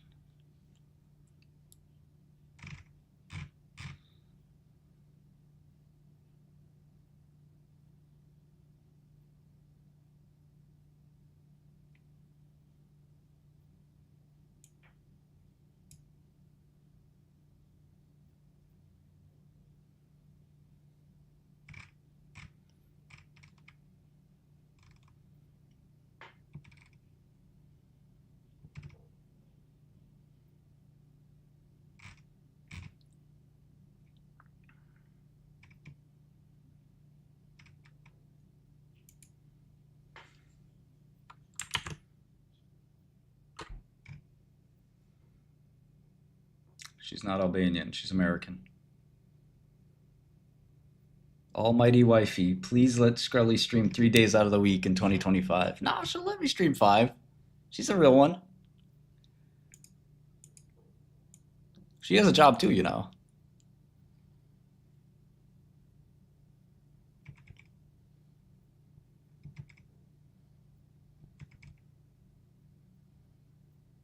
I make brilliant AI investments like Palantir. Palantir. Made a fortune in Palantir.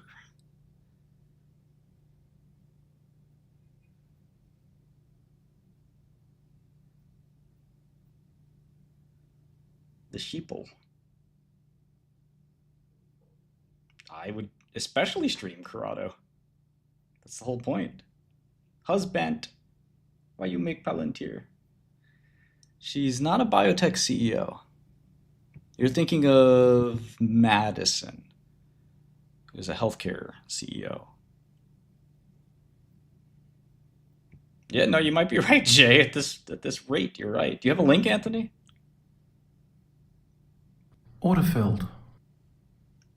Oh, no, I ain't getting no flowers at this rate.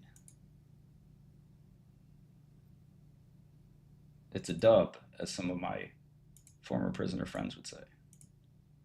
Dub means it's over. I don't know why, but that's what it means. See,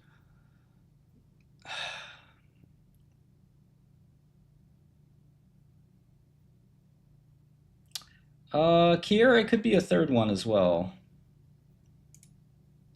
I think we're going to live in New York and San Francisco. Oh, this is a whole Zoom meeting? Yo, I'm about to disrupt the shit out of this. This man is a problem.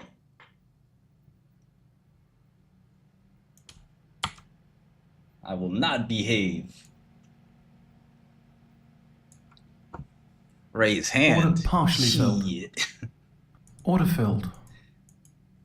Excuse me. Excuse me. Martin Shkreli here.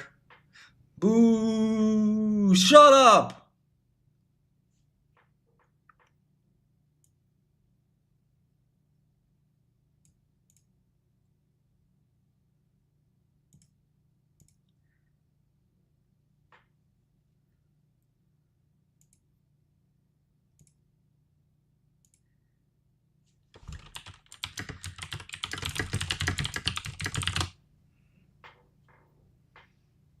Excuse me, I'm on my galaxy gas here.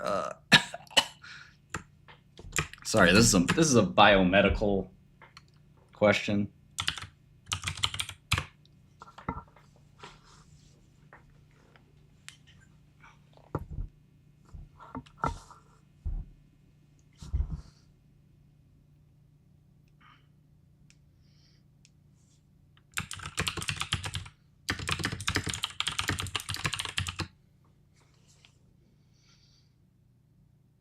I'm still looking at Artiva. Thank you.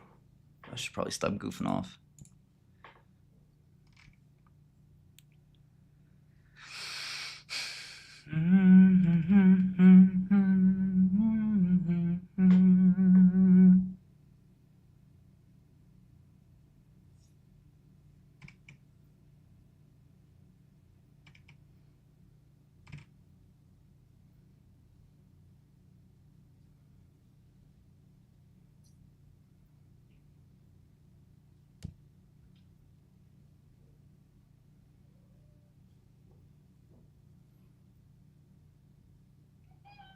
Shush up, you little silly beast, you silly rabbit.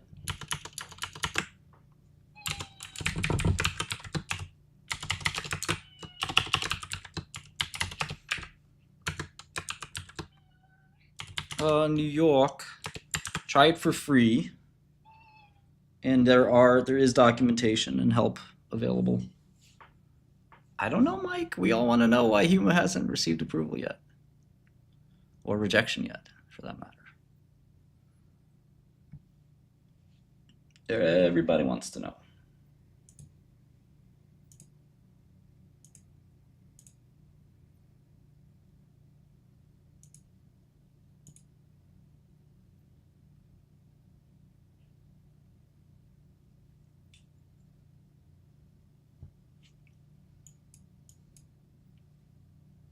not a scar mommy.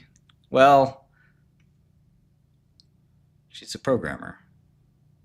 I'll say that.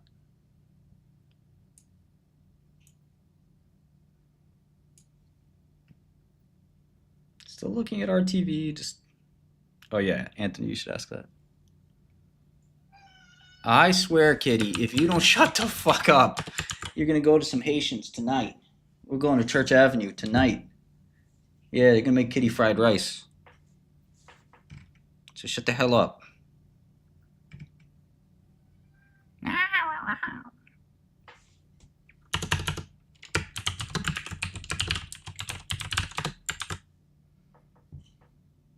No, fuck that cat, man. You ain't shit. Here, go get taste the mouse. Stupid.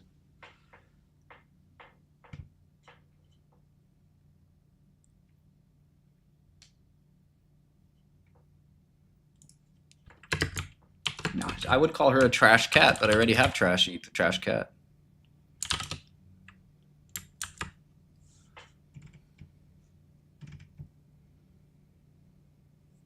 They're my little monkeys.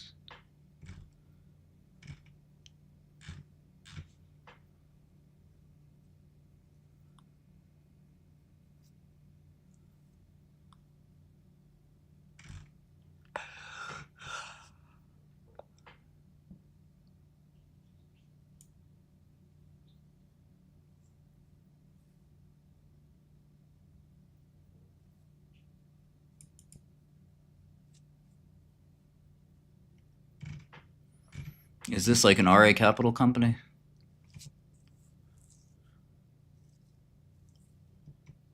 Nothing wrong with that. I'm just curious.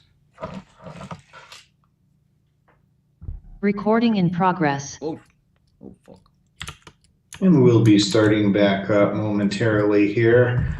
Just wanted to provide some reminders here, or for those that may have recently joined. Attendees may submit their questions using the Q&A feature at the bottom of the screen, or you can use the raise hand feature in Zoom, and we will enable you to unmute and ask your question verbally. Those who are dialed in by telephone only, you'd need to email your questions to the CMS New Tech email box at newtech@cms.hhs.gov. I'd like to remind all the presenters that we have allotted exactly 10 minutes for each presentation, after which we'll have questions from the public and then from CMS with responses from presenters. CMS will advance the slides for each presentation, and presenters should indicate when to advance to the next slide. And with that, we have hit 10:30. So we will now hear from presenters for acellular tissue engineered vessel triad, or ATEV. You may now unmute and introduce yourself. Thanks. Thank you very much. My name is Laura Nicholson. I'm the founder and the CEO of Humacyte and have been involved in the development of the acellular tissue engineered vessel, or ATEV, from the beginning. Next slide, please. The ATEV is a first of its kind bioengineered implantable blood vessel. FDA action expected prior to May 1st. For use in adults as a vascular conduit for arterial injury repair when autologous vein is not feasible as a repair conduit. We believe that ATEV meets the substantial clinical improvement criterion set out by the NTAP, including being associated with lower conduit infection rates, lower amputation rates, significantly improved secondary patency rates.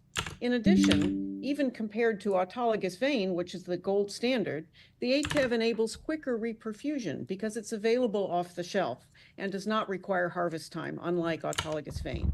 Is this going to drop on us? It would have to, ATEV right? is truly a breakthrough in regenerative medicine. It's an engineered human blood vessel that's available off the shelf.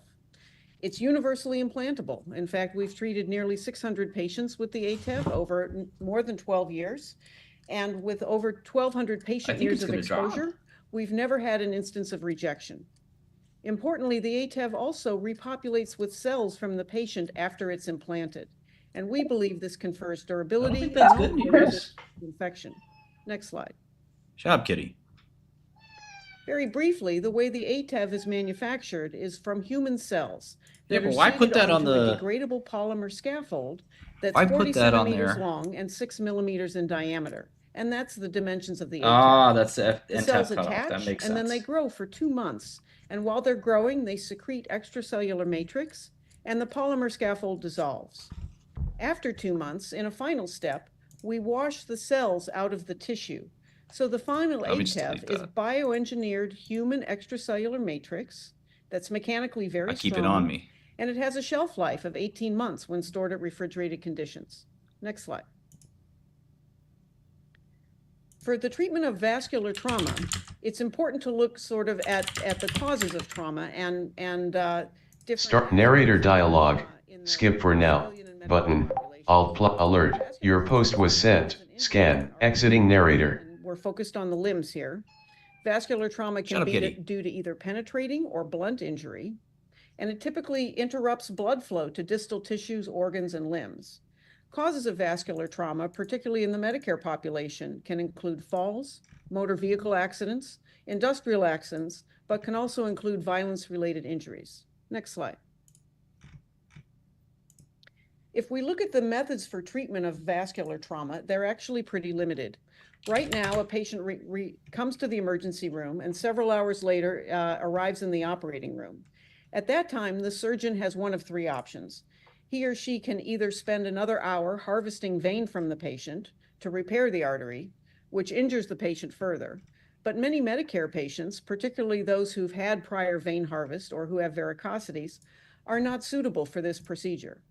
In that case, the surgeon has to fall back to synthetic grafts made out of plastic or Teflon. But those plastic grafts tend to do poorly when they're implanted into contaminated wounds. Failing that, the surgeon can ligate the artery and amputate the limb.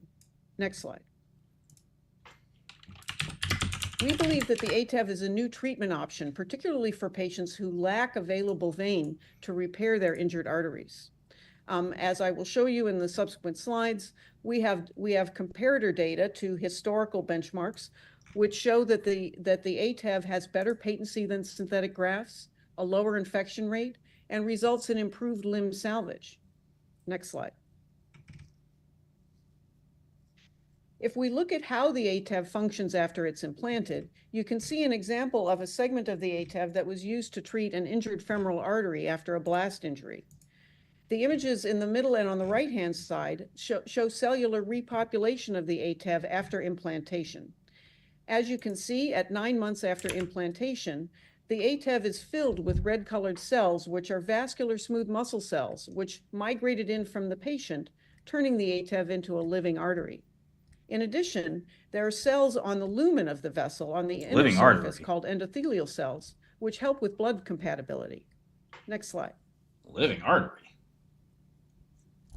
The pivotal phase 3 trial, phase 2/3 trial in civilians that we submitted in support of the NTEP application was a single-arm trial that involved patients who were enrolled from ages 18 to 85. These were patients who suffered acute vascular trauma and who had no vein available. The endpoints were patency, limb salvage, and infection, and also patient survival at 30 days. Although we follow patients for out to 3 years. Next slide. Next slide. In support of this application, we've also submitted a real-world observational study, which we did as a humanitarian effort in Ukraine to treat wartime injuries. This was a study that's still ongoing, began in 2022, in collaboration with the Ukrainian government and also the FDA.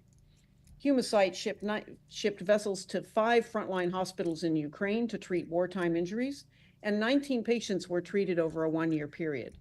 Of these, we were able to gather retrospective data on 16 of these. When the scissors comes out, it's time. Who had injuries to the arteries of the extremities. The outcomes in this trial were the same as in the civilian trial. Next slide. So if we look at the trial outcomes for both the civilian and the military real-world experience, our comparator here is the published literature in similar patients who also did not have vein and who were treated with synthetic grafts. This comparator benchmark was drawn from a systematic literature review over the last 20 years. And what you can see, what's clear is that patients treated with ATEV did much better than similar patients treated with synthetic grafts. Specifically, the amputation rate was 4.5%, whereas the synthetic graft amputation rate was over 24%. The conduit infection rate was very low, less than 1%. And the secondary patency was 91% as compared to 79%. You have 3 minutes remaining. For synthetic grafts. Next slide. So we believe that the ATEV really represents a substantial clinical improvement and is a new treatment option because autologous vein grafts are not available in all patients, particularly in the Medicare population where veins may have been previously harvested or may be diseased, or due to concomitant injuries, the veins are simply not available. Next slide. In terms of clinical outcomes, from the data that I've just showed you, in patients who don't have vein who would have gotten a synthetic graft, the ATEV outcomes are actually substantially better for infection, for limb salvage, and also for conduit patency. Interestingly, as I mentioned earlier, the ATEV is available off the shelf and does not require the time to harvest vein that the gold standard autologous vein treatment does.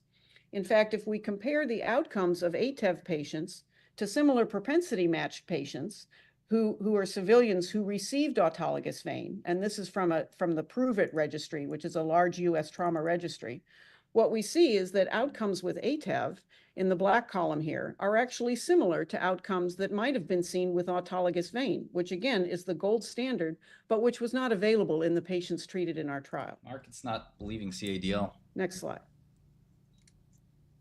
So in summary, the ATEV is a first of its kind and bioengineered and implantable blood vessel.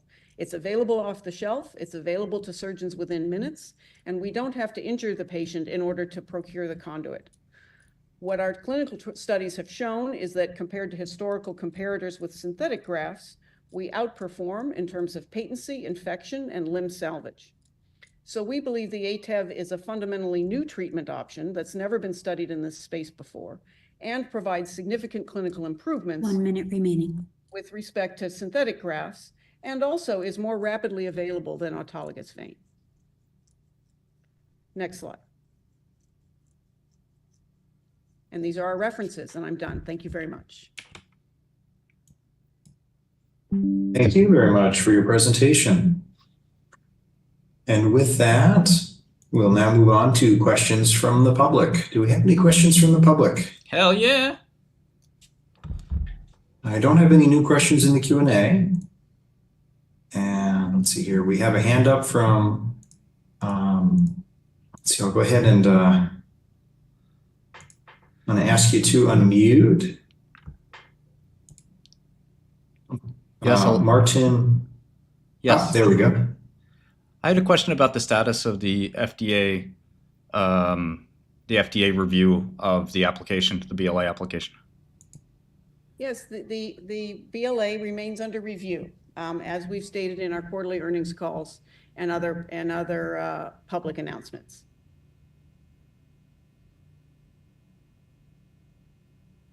Thank you. And looks like we have a question also in the Q&A. What is the long-term patency of the V005 study alone? I can't answer that question right off the top of my head. I don't have the KM curves in front of me. Although I can say that what we observed in both the V05 and the Ukrainian study is that the secondary patency really levels off, and after about 6 or 9 months, and we've had no further losses of patency following patients out to 3 years. So the patency there are some early patency losses, which are often due to concomitant injuries, but in the long term, the ATEV is very durable in terms of patency.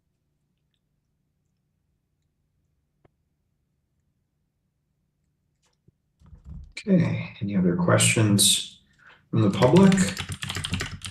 We have no new questions in the new tech mailbox. No new questions in the Q&A. And there are no hands raised from attendees. So with that, if the public still has questions, feel free to raise a hand or enter it into the Q&A, but we'll now move on to questions from CMS. CMS, feel free to unmute and ask your before questions. CMS? Damn. This is Perry Alexian, one of the medical officers. Thank you for your presentation, Ms. Nicholson. Can you further explain the meta-analysis that was used to determine the benchmarks for synthetic grafts, specifically the selection of the 309 patients used for comparison purposes? Yes, thank you for that question. So this meta-analysis, the structure of this analysis was agreed to with the FDA prospectively, actually early in 2023. But essentially, the criteria for the analysis were publications between 2002 and early 2023.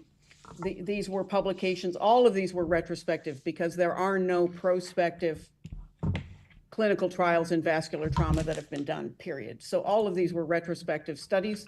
The requirements were that the number of patients had to be at least 5. The quality of the papers had to be high quality by the Murad scoring, so they had to have a score of at least 4, which indicated a very low propensity for bias in the publication. This included both military and civilian injuries. It included extremity injuries and patients who were suffering non-iatrogenic trauma. So those were, at a high level, those were the criteria.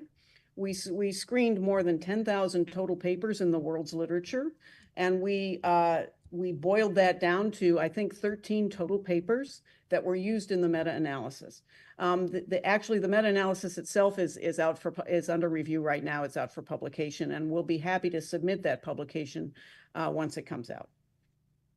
Any accounting for improvements that may have occurred in perioperative care, medical therapies over the last 25 years when looking at cases that may have been done in the early 2000s?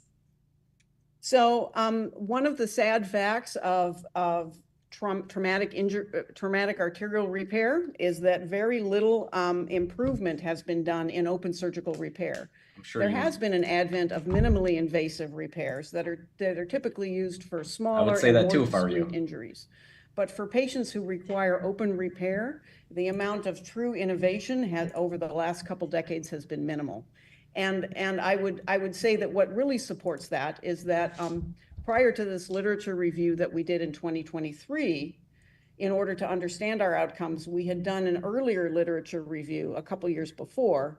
And at that time, we had looked at papers from 1970 through 2020, and the outcomes in terms of patency and limb salvage were identical over 50 years and then over the last 20 years. So truly, I would say that in terms of open surgical repair and traumatic injury, there's been little or no innovation in decades.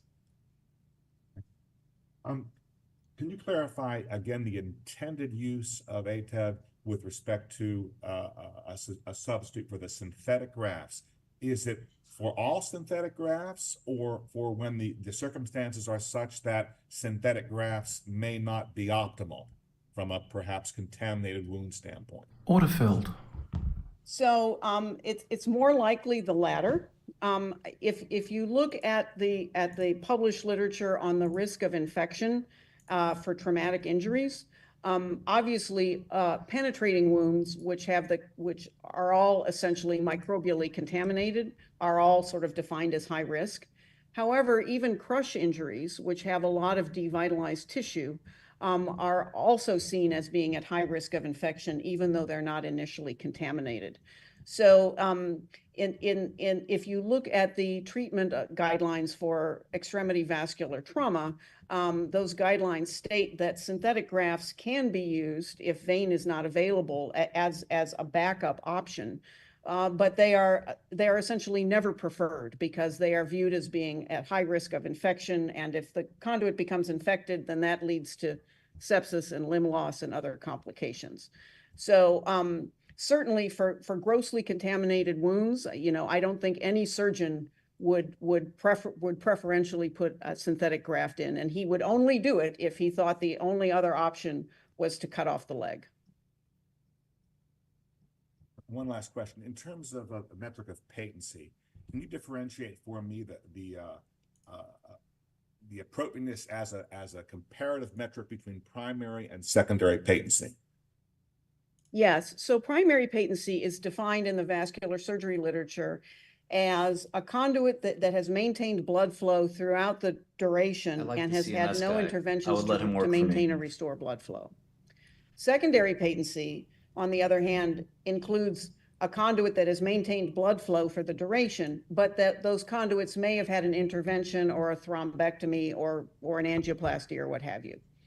When we talk about secondary patency, we measure both primary and secondary patency in our study, but for purposes of looking at the synthetic graft comparator, in that surgical literature, it was really only secondary patency that was reported. And so that's why when we're talking about head-to-head outcomes, we compared our secondary patency with ATEV to the secondary patency with synthetic grafts. Okay, thank you. That's all I have. And we did get a question from the public as well during this time in our Q&A. Question is, can you help me understand how ATEV compares to Artegraft, which is FDA approved in trauma? Autofilled. So we don't have any good publications. The number of publications in Artegraft in trauma is extremely limited. So it's difficult for me to comment. I do think that Artegraft can have a higher risk of aneurysmal failure because it is animal tissue that's glutaraldehyde fixed.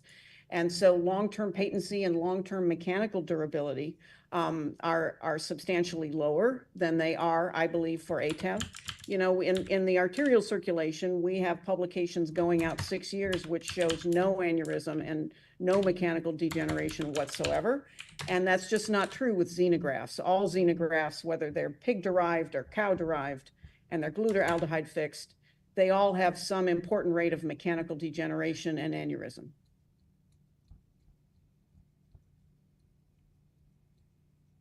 Thanks. We'll skip back to CMS for additional questions.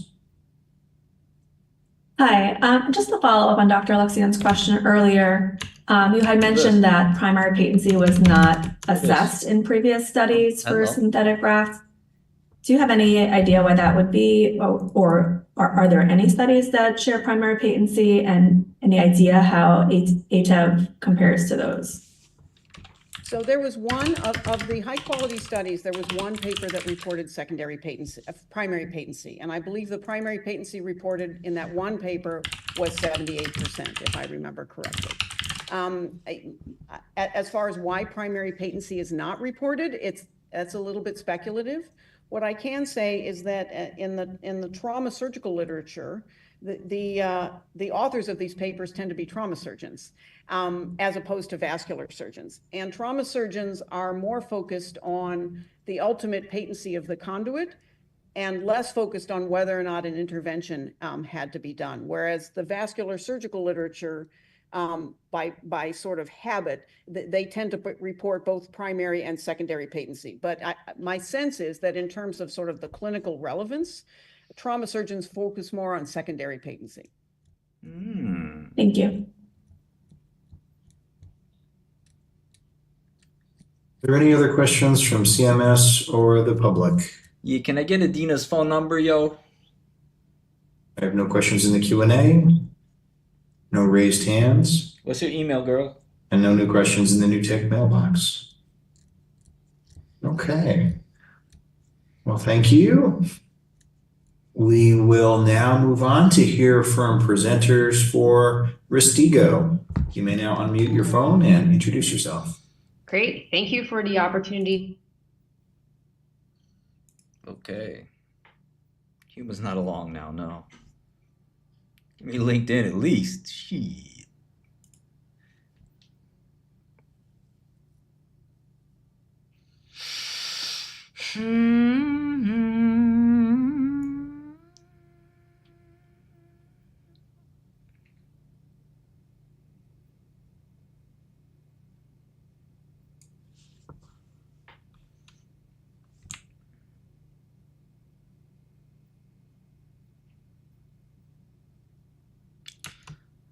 what we can take from that, if anything.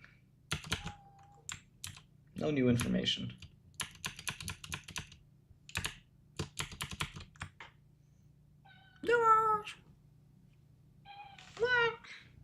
You want to play so bad?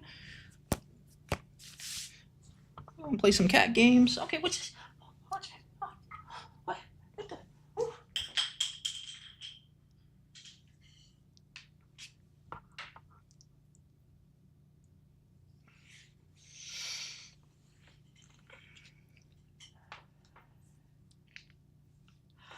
I don't have the number in front of me. What was your biggest trading loss this year? I don't have that number in front of me, but...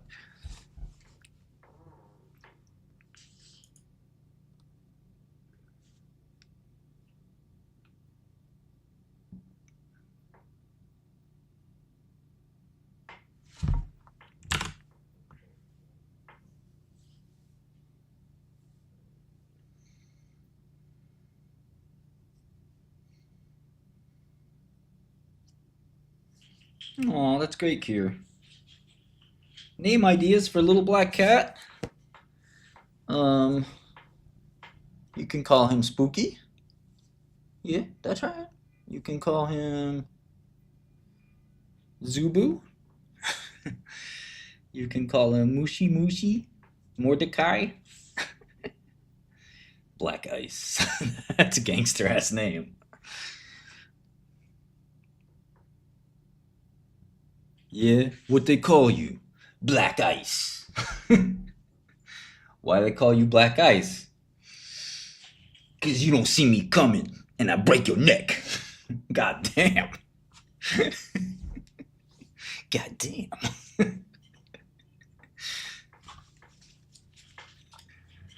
People would ask each other what their names were from in jail, and guys would have like whole monologues prepared. The whole monologue, like it's a rap song. They're like, "It's Johnny K from around the way, you heard? Yeah, say hello to the bad guy. I'm that dude. I'm Himothy, Johnny K. That's what they call me in Brooklyn. Word." Whoa. Okay, didn't ask for all that. That was a whole presentation. I had a lot of jail names.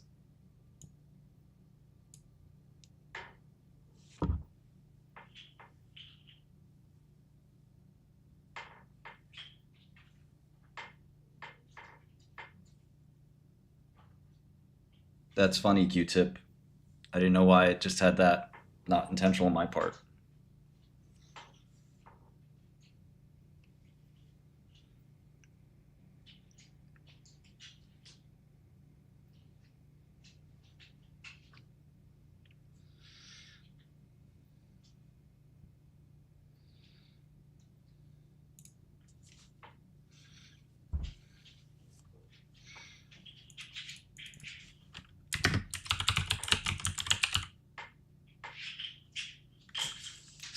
Sweet cream butterscotch.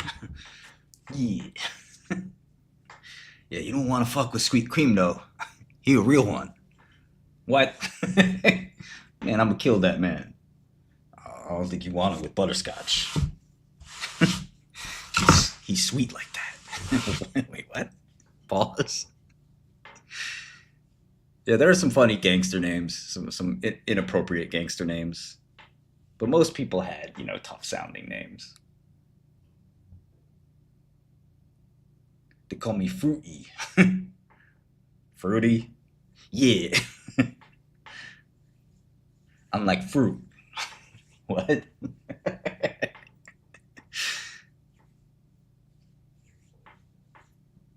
Fruity, dog. I like Fruity Pebbles. Uh-huh. Crunchy sock. Frosty Snowman, bro. I mean, this would be a good skit for Key and Peele or something.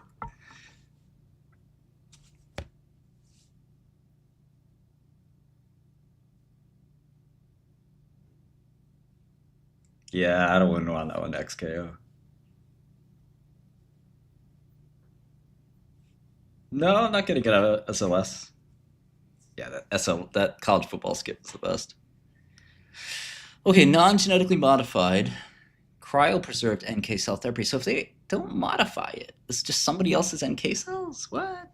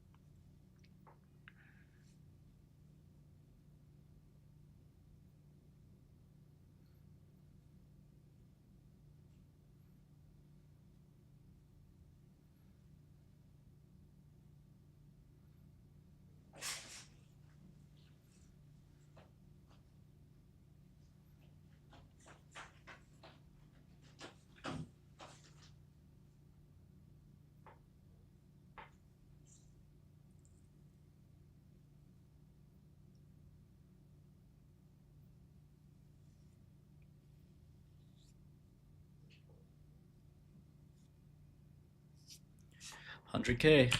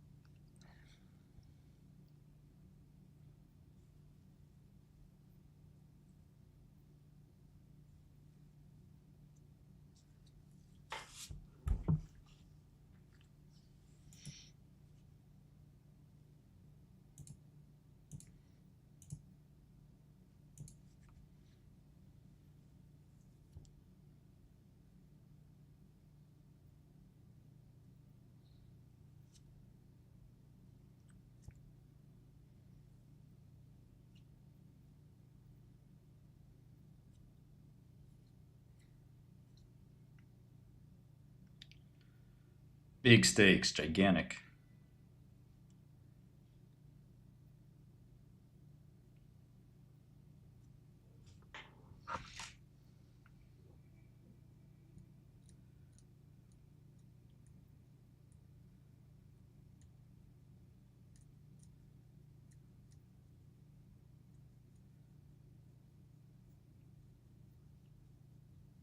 This is the upper lip, not the nose.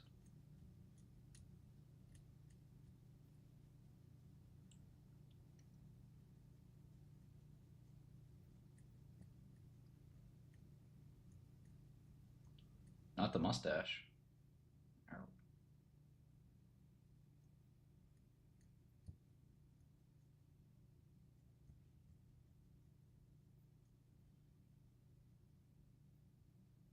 I have a Gillette. I'm just thinking out loud.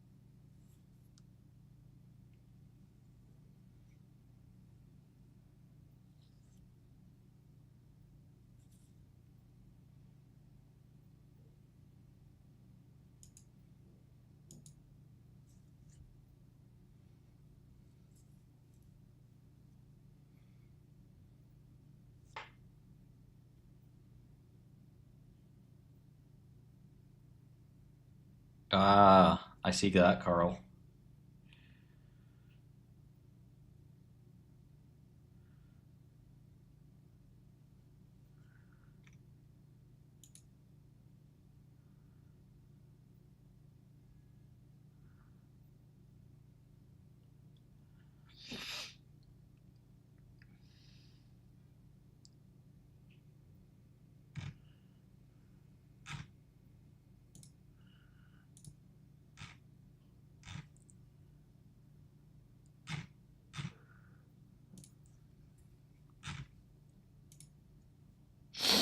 SEC down as usual.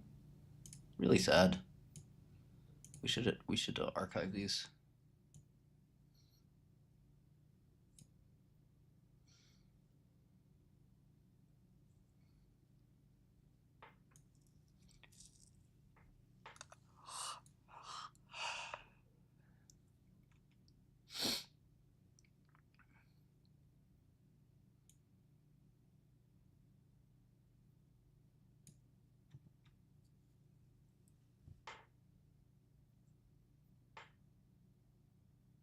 Yeah, she looked a little shook.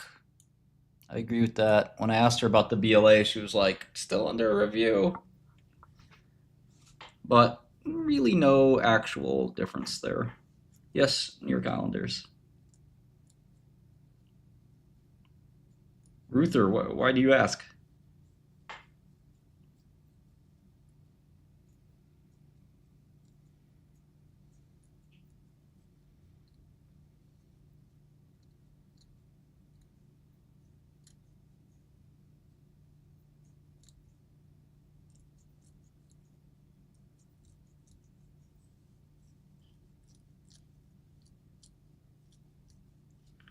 I think the May thing was related to the meeting, like they had to be by May.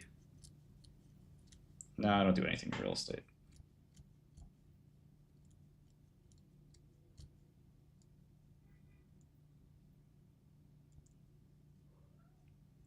Dre is correct. Minimum I'd say would be 25K, closer to 50. Laddie. Thanks for the interest.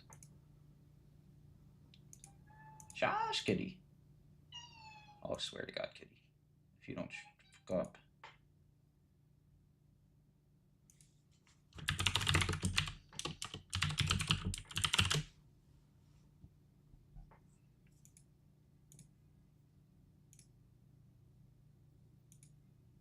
Thank you.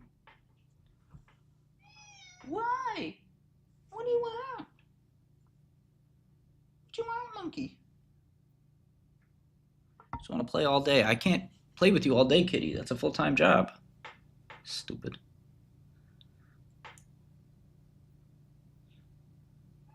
Shish.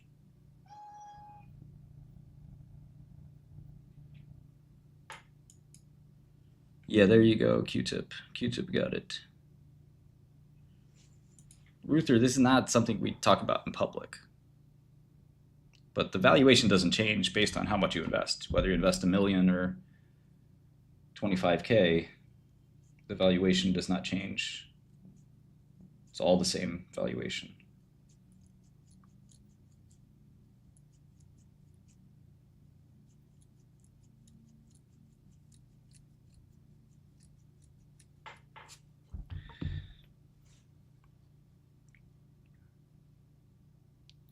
All right, I will.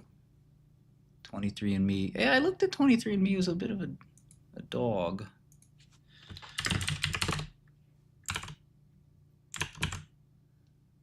But I will look. I'm still looking at Artiva. Shush! And I gotta jump on a VC call very shortly, actually.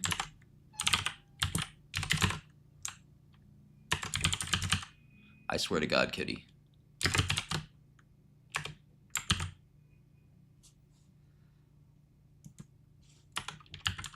I don't really think most people talk about that. We raised the $2 million at a very modest valuation. And our valuation now is also, I think, fairly modest.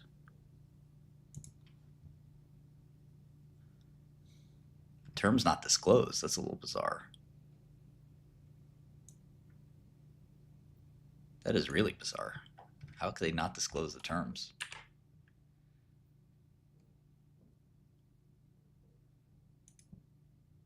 Oh, 558. No, we already knew that. Yeah, yeah. Oh, okay. So this is...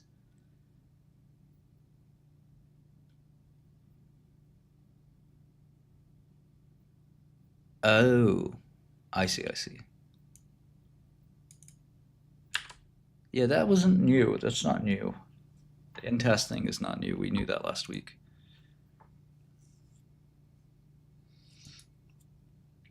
We don't scrape news. We have API agreements with news providers.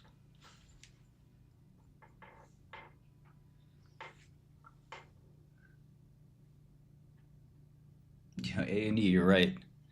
It's just a nervous habit I have.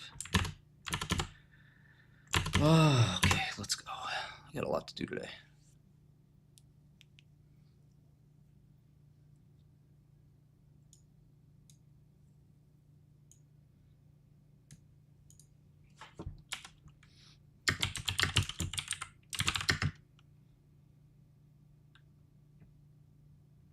The problem with this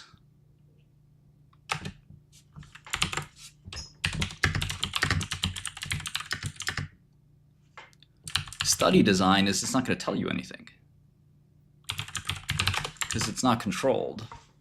And the monotherapy rituximab does have an effect already in lupus. I don't know what you get out of this. To me, it's like just going to set you up for bad data.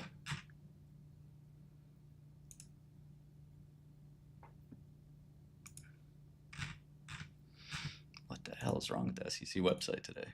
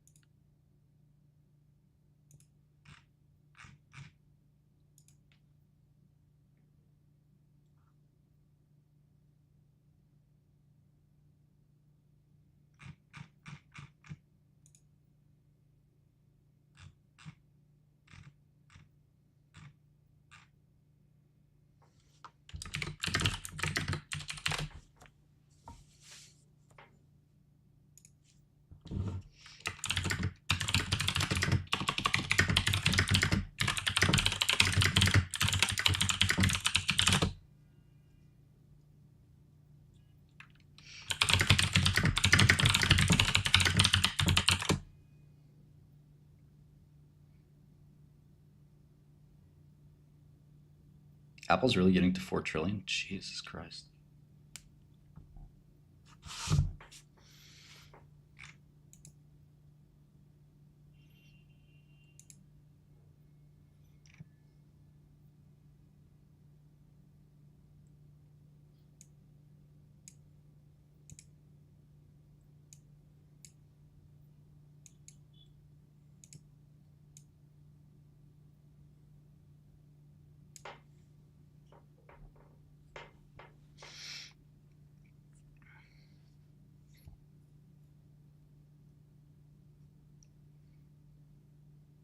DJT at 35.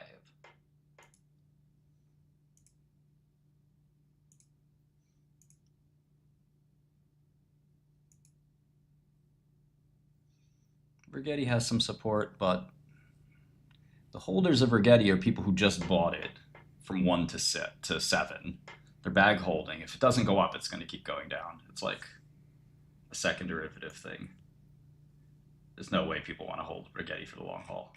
It's like they're just in it for the pop.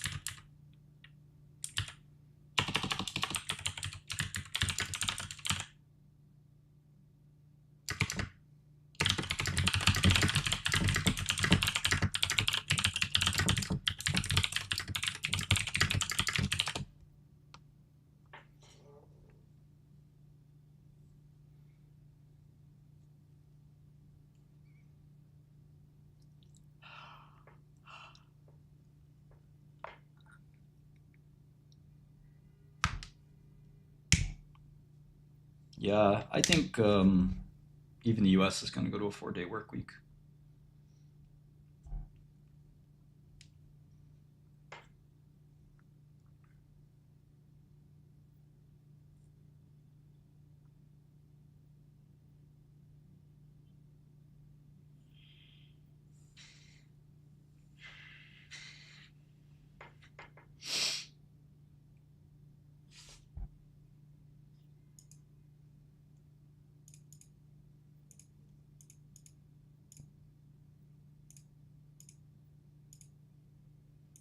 Order filled.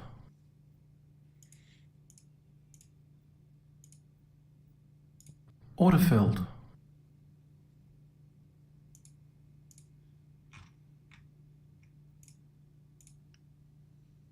Order partially filled.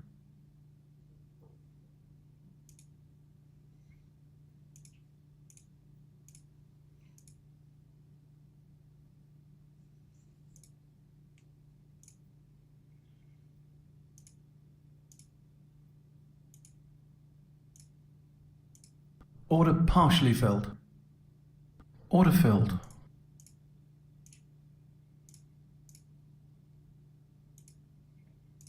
Order partially filled. Order filled. Yeah, I think it is Ruther. That's what's at least the consensus is amongst the intelligentsia. Order partially filled. Order filled. Most altruism is actually very selfish. Order partially filled. Order filled.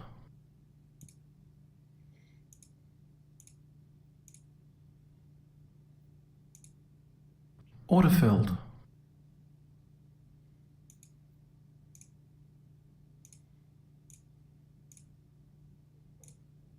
I'm trying to get more short DJT. I think it's just lagged. Falling down like the rest of the market, and I don't think that'll last forever.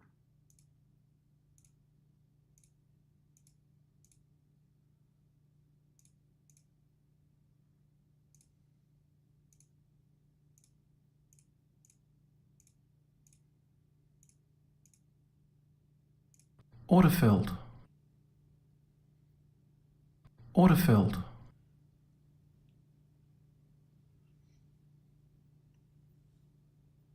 Trump's Order repeating filled. the opening bell. That's really funny. For DJT? I don't think that's a catalyst. No AVXL watch just yet.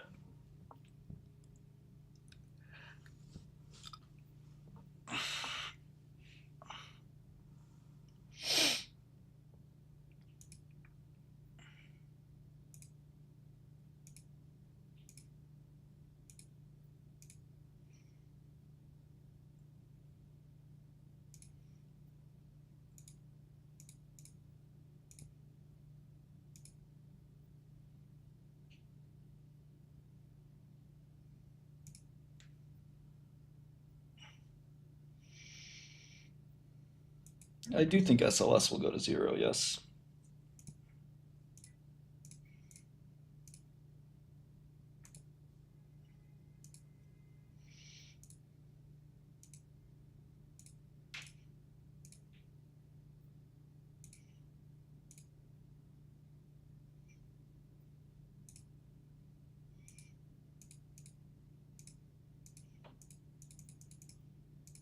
Order partially filled. Order filled.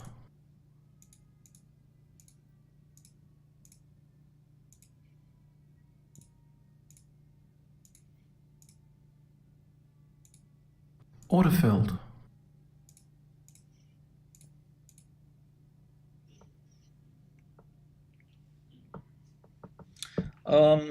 We don't have brokerage support yet, but we will allow you to connect your brokerage soon.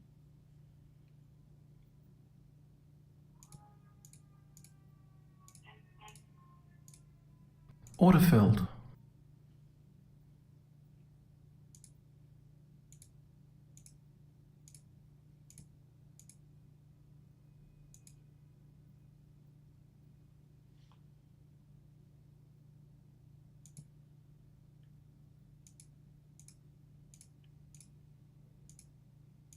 Order filled.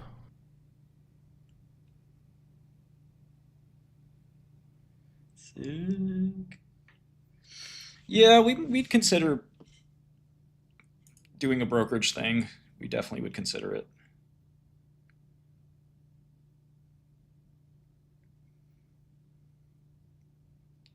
We got some time to go, though. It's not clear we're going to be, even if we wanted to, we could do that next year.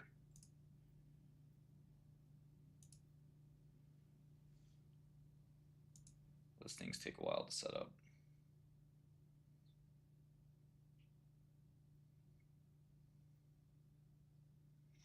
I don't think we're going to do trading view charts. They're kind of a competitor. We have another chart upgrade planned. I mean, we can kind of mimic what they do. As they've even said, most people imitate us.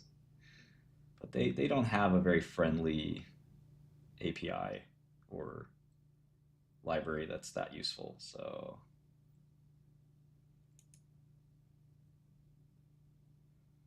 SLS drug has been tried before.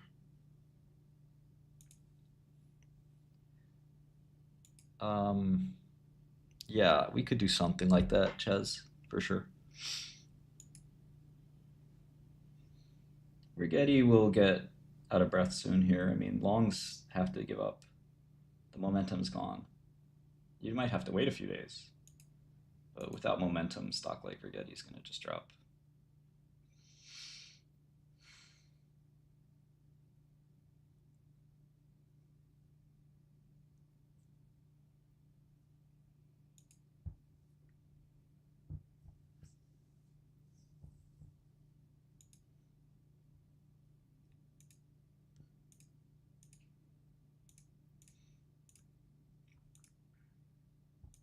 Order filled.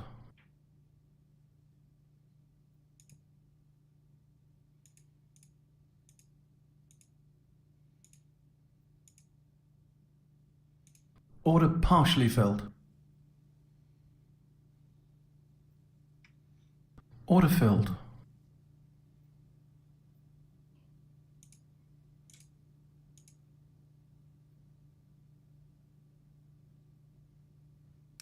I'm not sure on Candle.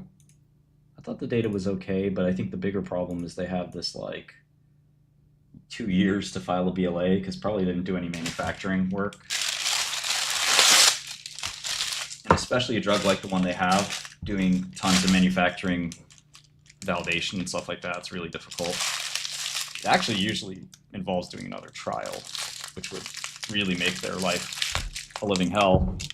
So I don't know what's going to happen to them, but it's kind of no man's land. I mean, the drug appears to work, which is a big deal.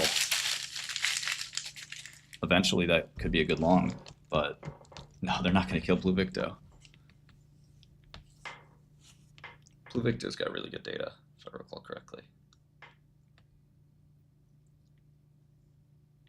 But yeah, waiting 3 years for FDA approval is a little tricky. It's funny, the CEO was DMing me last night. It's very bizarre.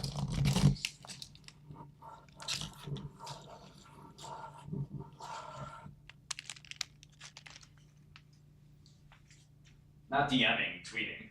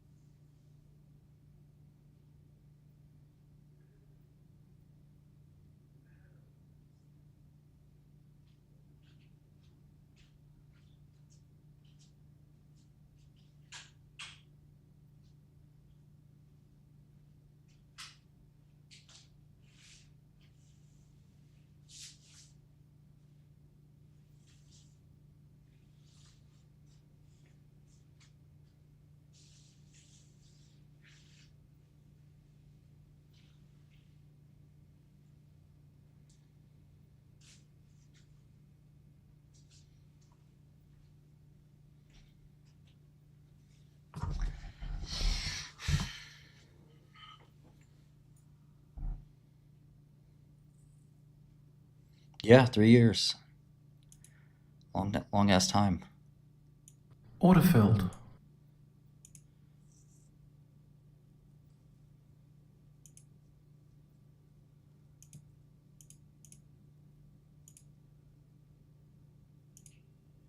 Just sitting here market making. DJT.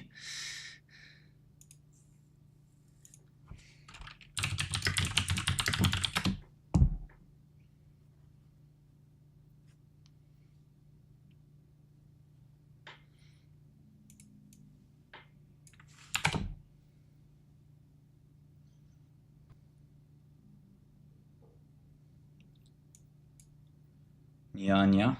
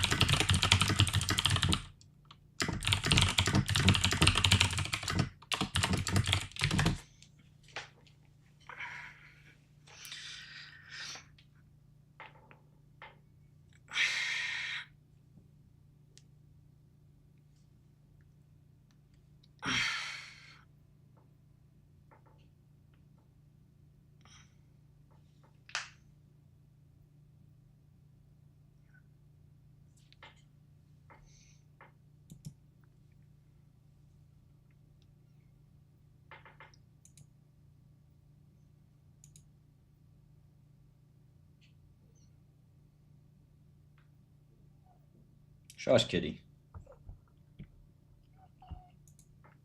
You don't quiet down.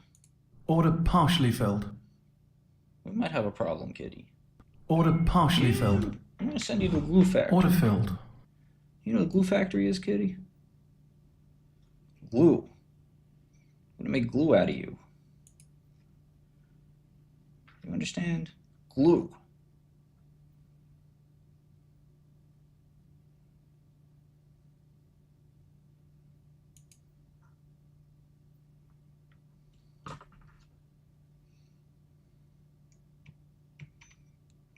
I don't care what these people say, kitty. These people can't save you.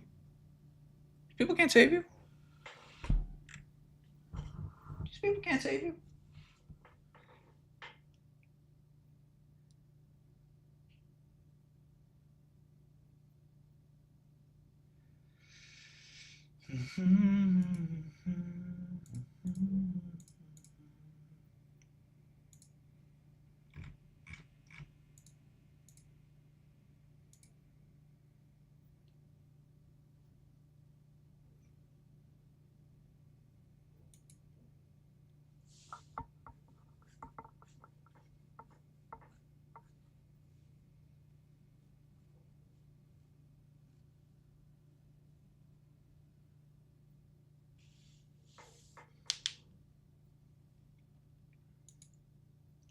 Still no news from Huma. She did look quite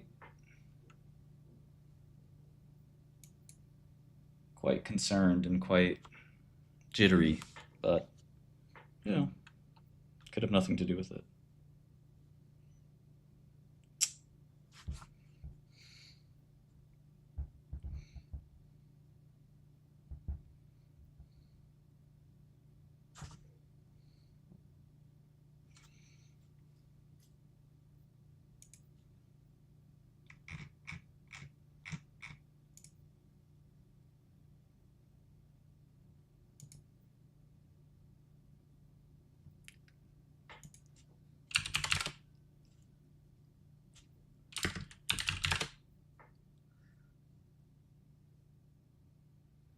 Not necessary temporal. What is zigzag? I forgot what that is. I've heard of it.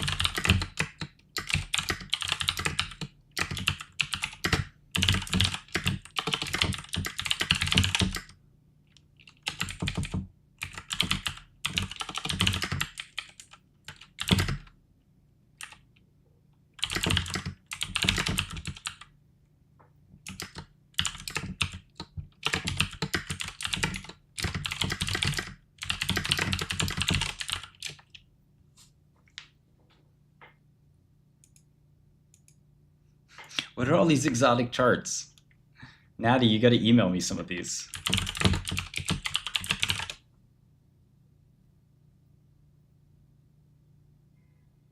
Email me some of these. I'll see what I can do.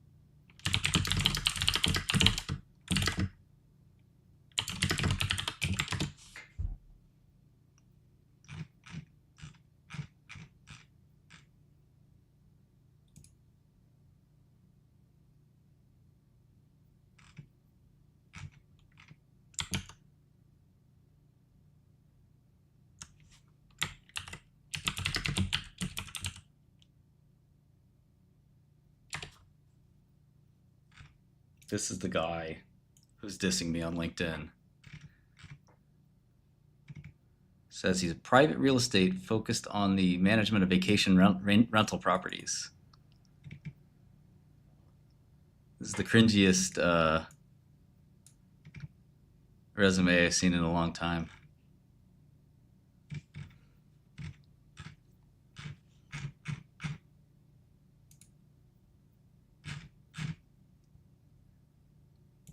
This guy's like 100 years old. This guy's a pharma sales rep. Damn. When I was in high school. He worked at Robbie Stevens. Worked at a San Francisco hedge fund. Started a private equity thing. Didn't look like it worked out. Spent 5 years doing God knows what. Ayahuasca. Then did a real estate thing.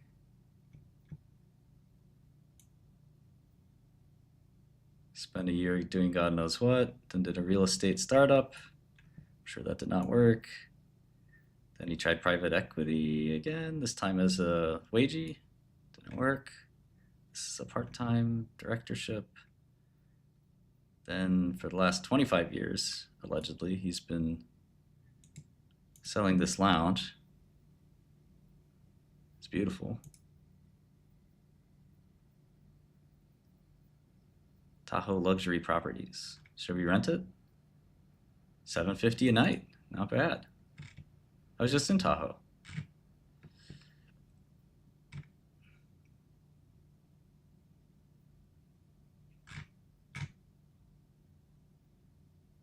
Wow, sweet space, sweet space. And then this is his like own thing. See, it doesn't nothing in this resume strikes me out as too impressive. Yeah, we're doing timeshares, baby.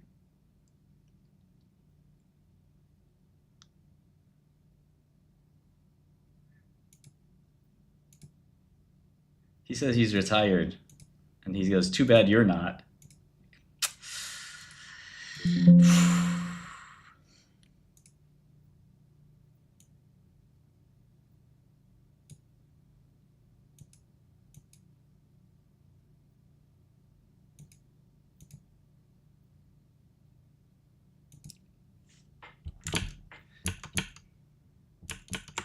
Got my Tahoe place, I'm making $1,000 a night.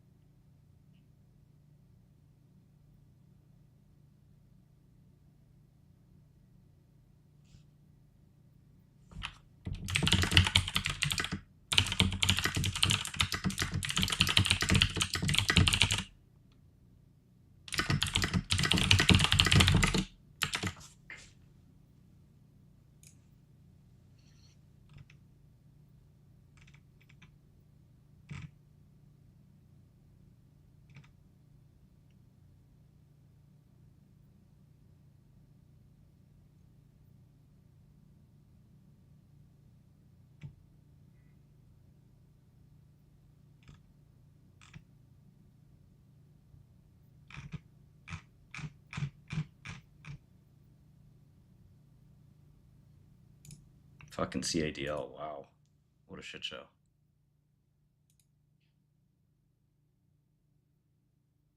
Yeah, people don't trust the data. It's 3 years until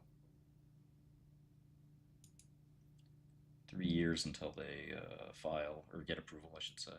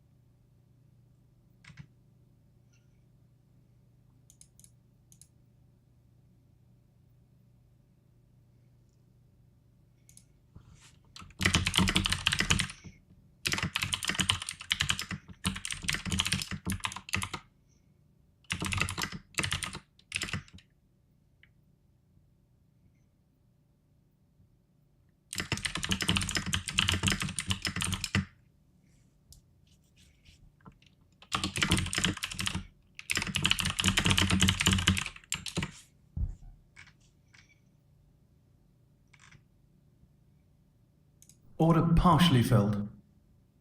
Order filled.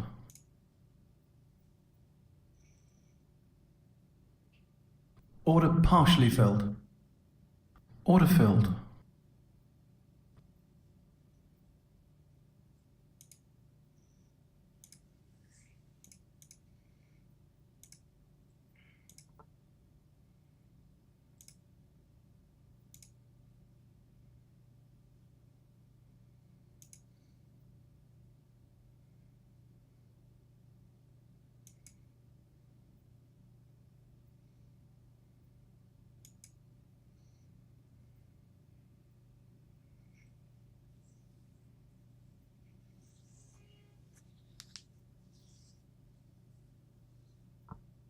Yeah, I wish I covered CADL here. Jesus, at this rate, it might be down.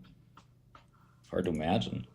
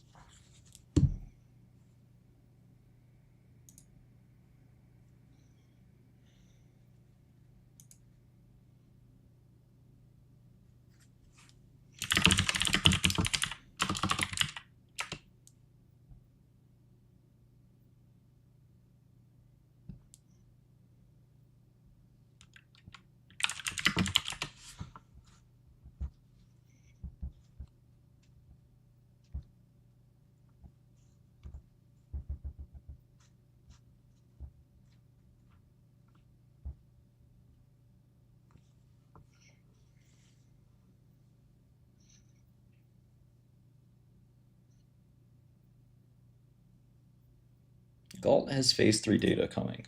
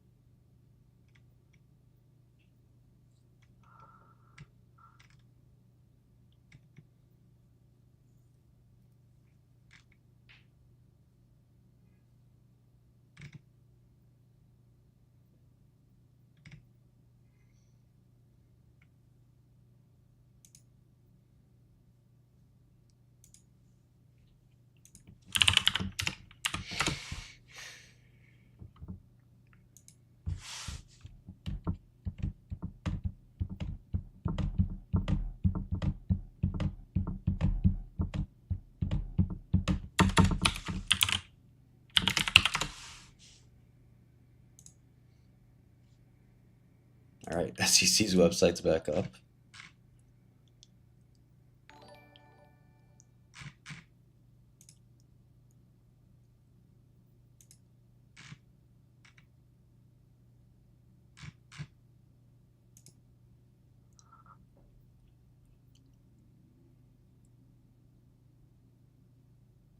Review is 10 months. Filing it is however long it takes to put the filing together. They don't have manufacturing data, I think.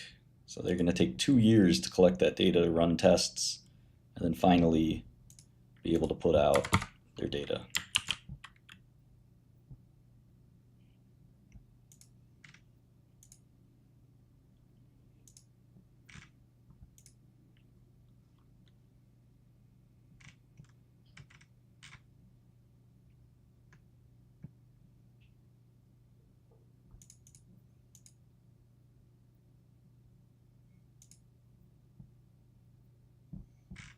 I'm so hungry.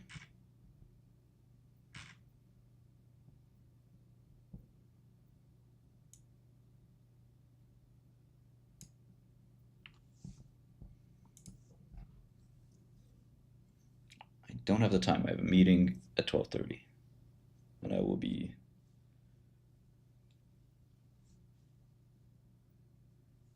doing that done.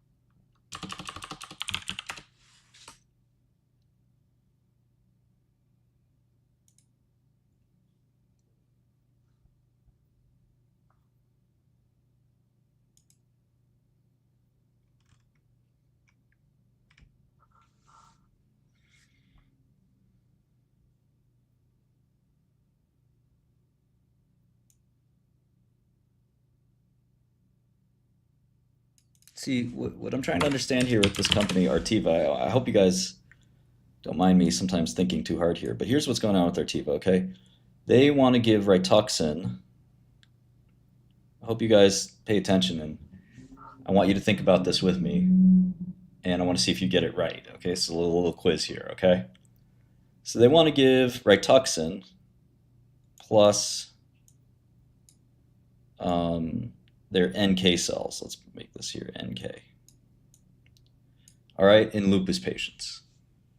And at the end of the trial, this is basically the trial. This is it. There's no control group. There's no whatever. This is all we got. So let's say this is, I don't know, 25 people. All right. Rituxan is known to work in lupus. But the NK cells are not known to work. That's what their whole company is, making the NK cells, right? We don't know if the NK cells work. But we know Rituxan works in autoimmune diseases. Okay? Yeah, I'm short INQ.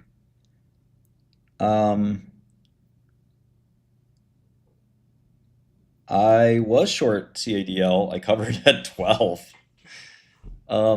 Anyway, so Rituxan works for lupus. NK cells, we don't know if they work or not. This is the whole company is making NK cells. It's called Artiva. RV.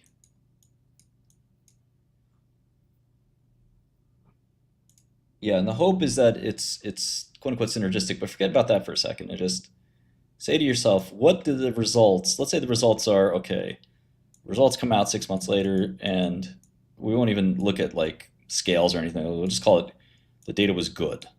Patients did good. Because this is against baseline, right? The only thing you could say is, okay, I treated people, I don't know, in December or whatever baseline is. It's different for each patient, but let's say the last patient's in December. And then 6 months later in July, I looked at the patients and they were better than before. Whatever their disease was, let's say it started up here, it dropped a little bit to over here.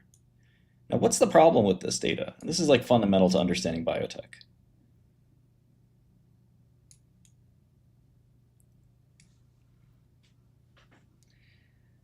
So I actually think they would have to do a Rituxan only, right? Because you cannot tell with this data Autofilled. where the efficacy, if it exists at all, is coming from. The only thing you can tell is that the combination seemed to improve people from baseline, which doesn't mean anything. We learned that from cassava. You need a control of some kind. But the harder thing here is the best control is treatment, standard treatment now. So let's say it's Rituxan. So if you want to approve Rituxan plus NK, you got to show that that's better than Rituxan alone. CD20s don't work great, by the way, for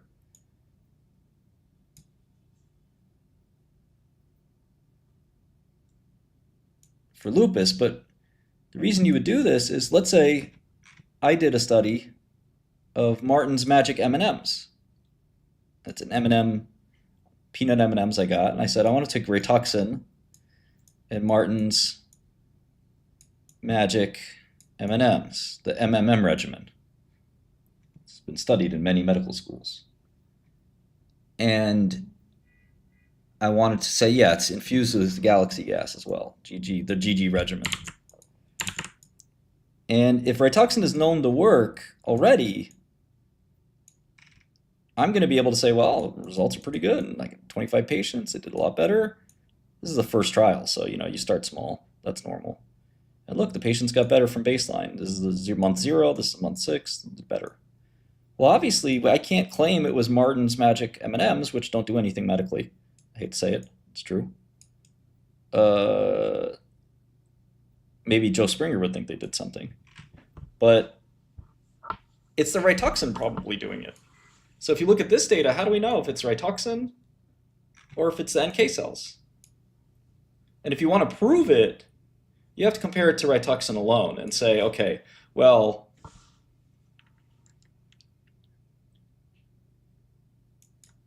in N equals, say, 100 patients with Rituxan plus NK, they did great. And in N equals 100 with just Rituxan, they did okay. And you do a p-value, you do a statistical test, usually a t-test of some kind, and that's it. That's how you do a clinical trial. And this way you could tell which is which. But without this design, you're really just guessing. Yeah, I mean, theoretically you would want all three, but their hypothesis is that Rituxan is boosted by their NK cells. So you don't need the NK cells alone. I don't think that's going to help you too much.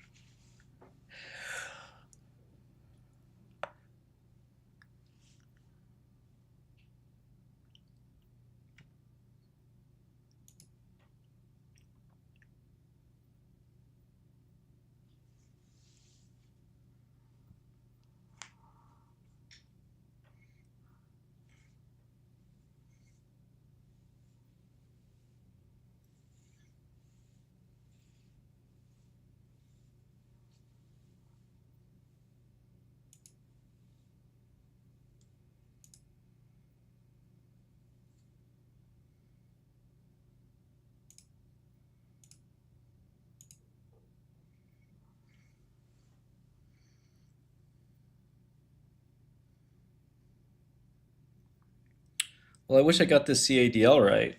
I hope nobody lost money.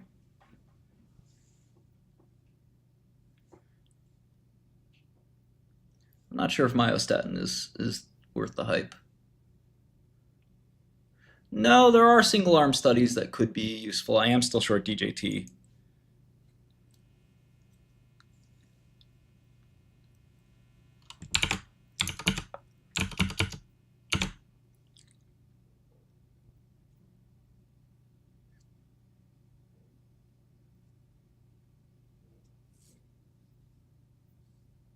haven't looked at Relay. I will. Exactly, Jojo. Unless it's massively huge, like they're cured of their lupus. Even then, you still would be a little bit like, well, I'd want to know. It's not going to be useless data, but it's close to useless.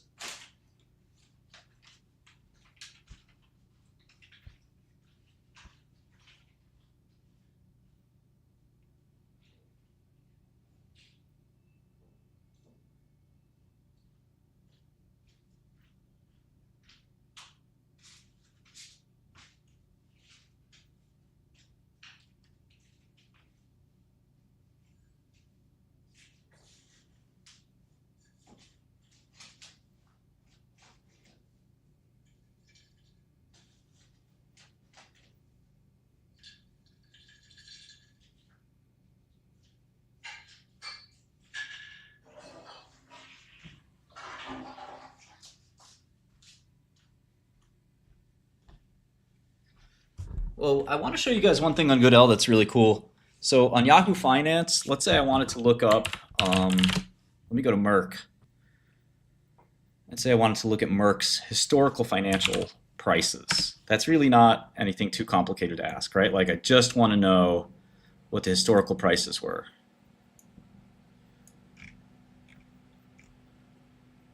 And I want to download it. Merck, download simple financial prices. I get this.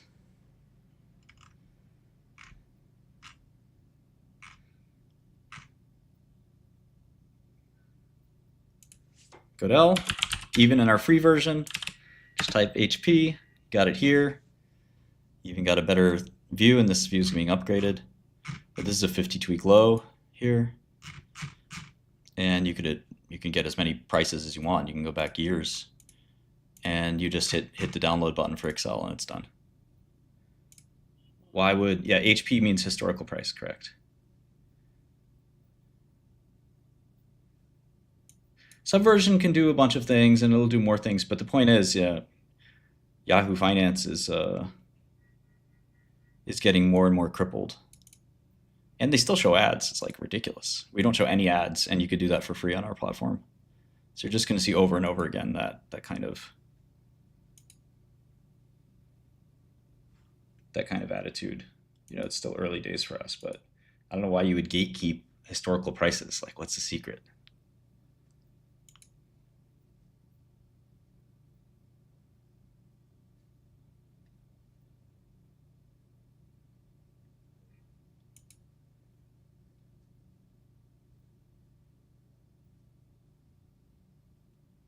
Yahoo Finance doesn't have a quote monitor. Like, it's ancient software. There's no terminal. It's not component based. There's no chat. It's just a disaster in general. It's coming, L Power.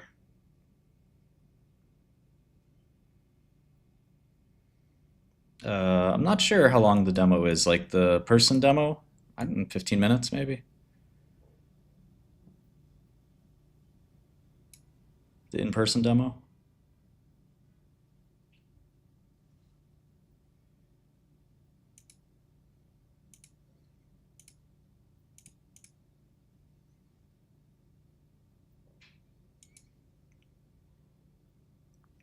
Not yet, Sev. We will allow for that soon. We have a mobile site. So our mobile site's actually pretty good if you just open it on your mobile browser. In terms of a native desktop and a native mobile, those will come at some point. Wow, CADL is now at 6.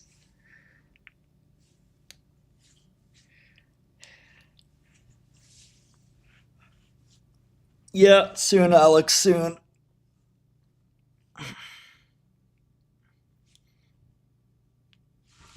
We would hire a mobile engineer at this point. Our front-end guy kind of doubles down. We would hire like a mobile app engineer. This software is not meant for people who are out of the office a lot. This is meant for traders and analysts who are doing hardcore financial research every day.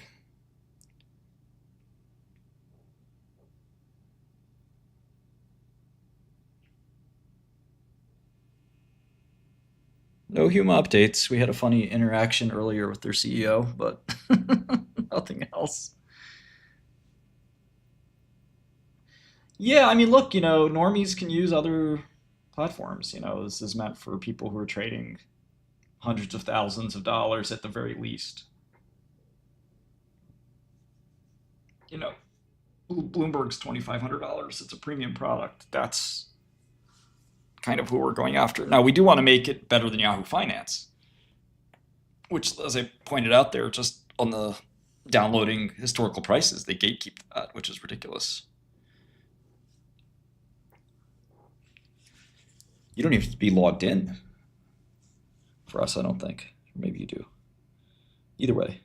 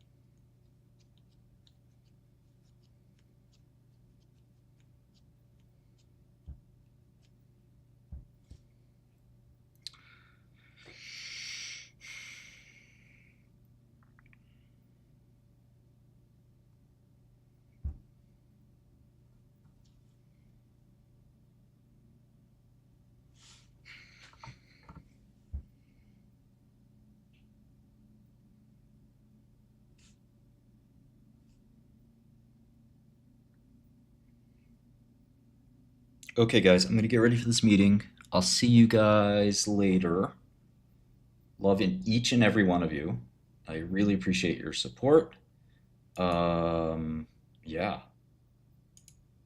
That's it. Adios.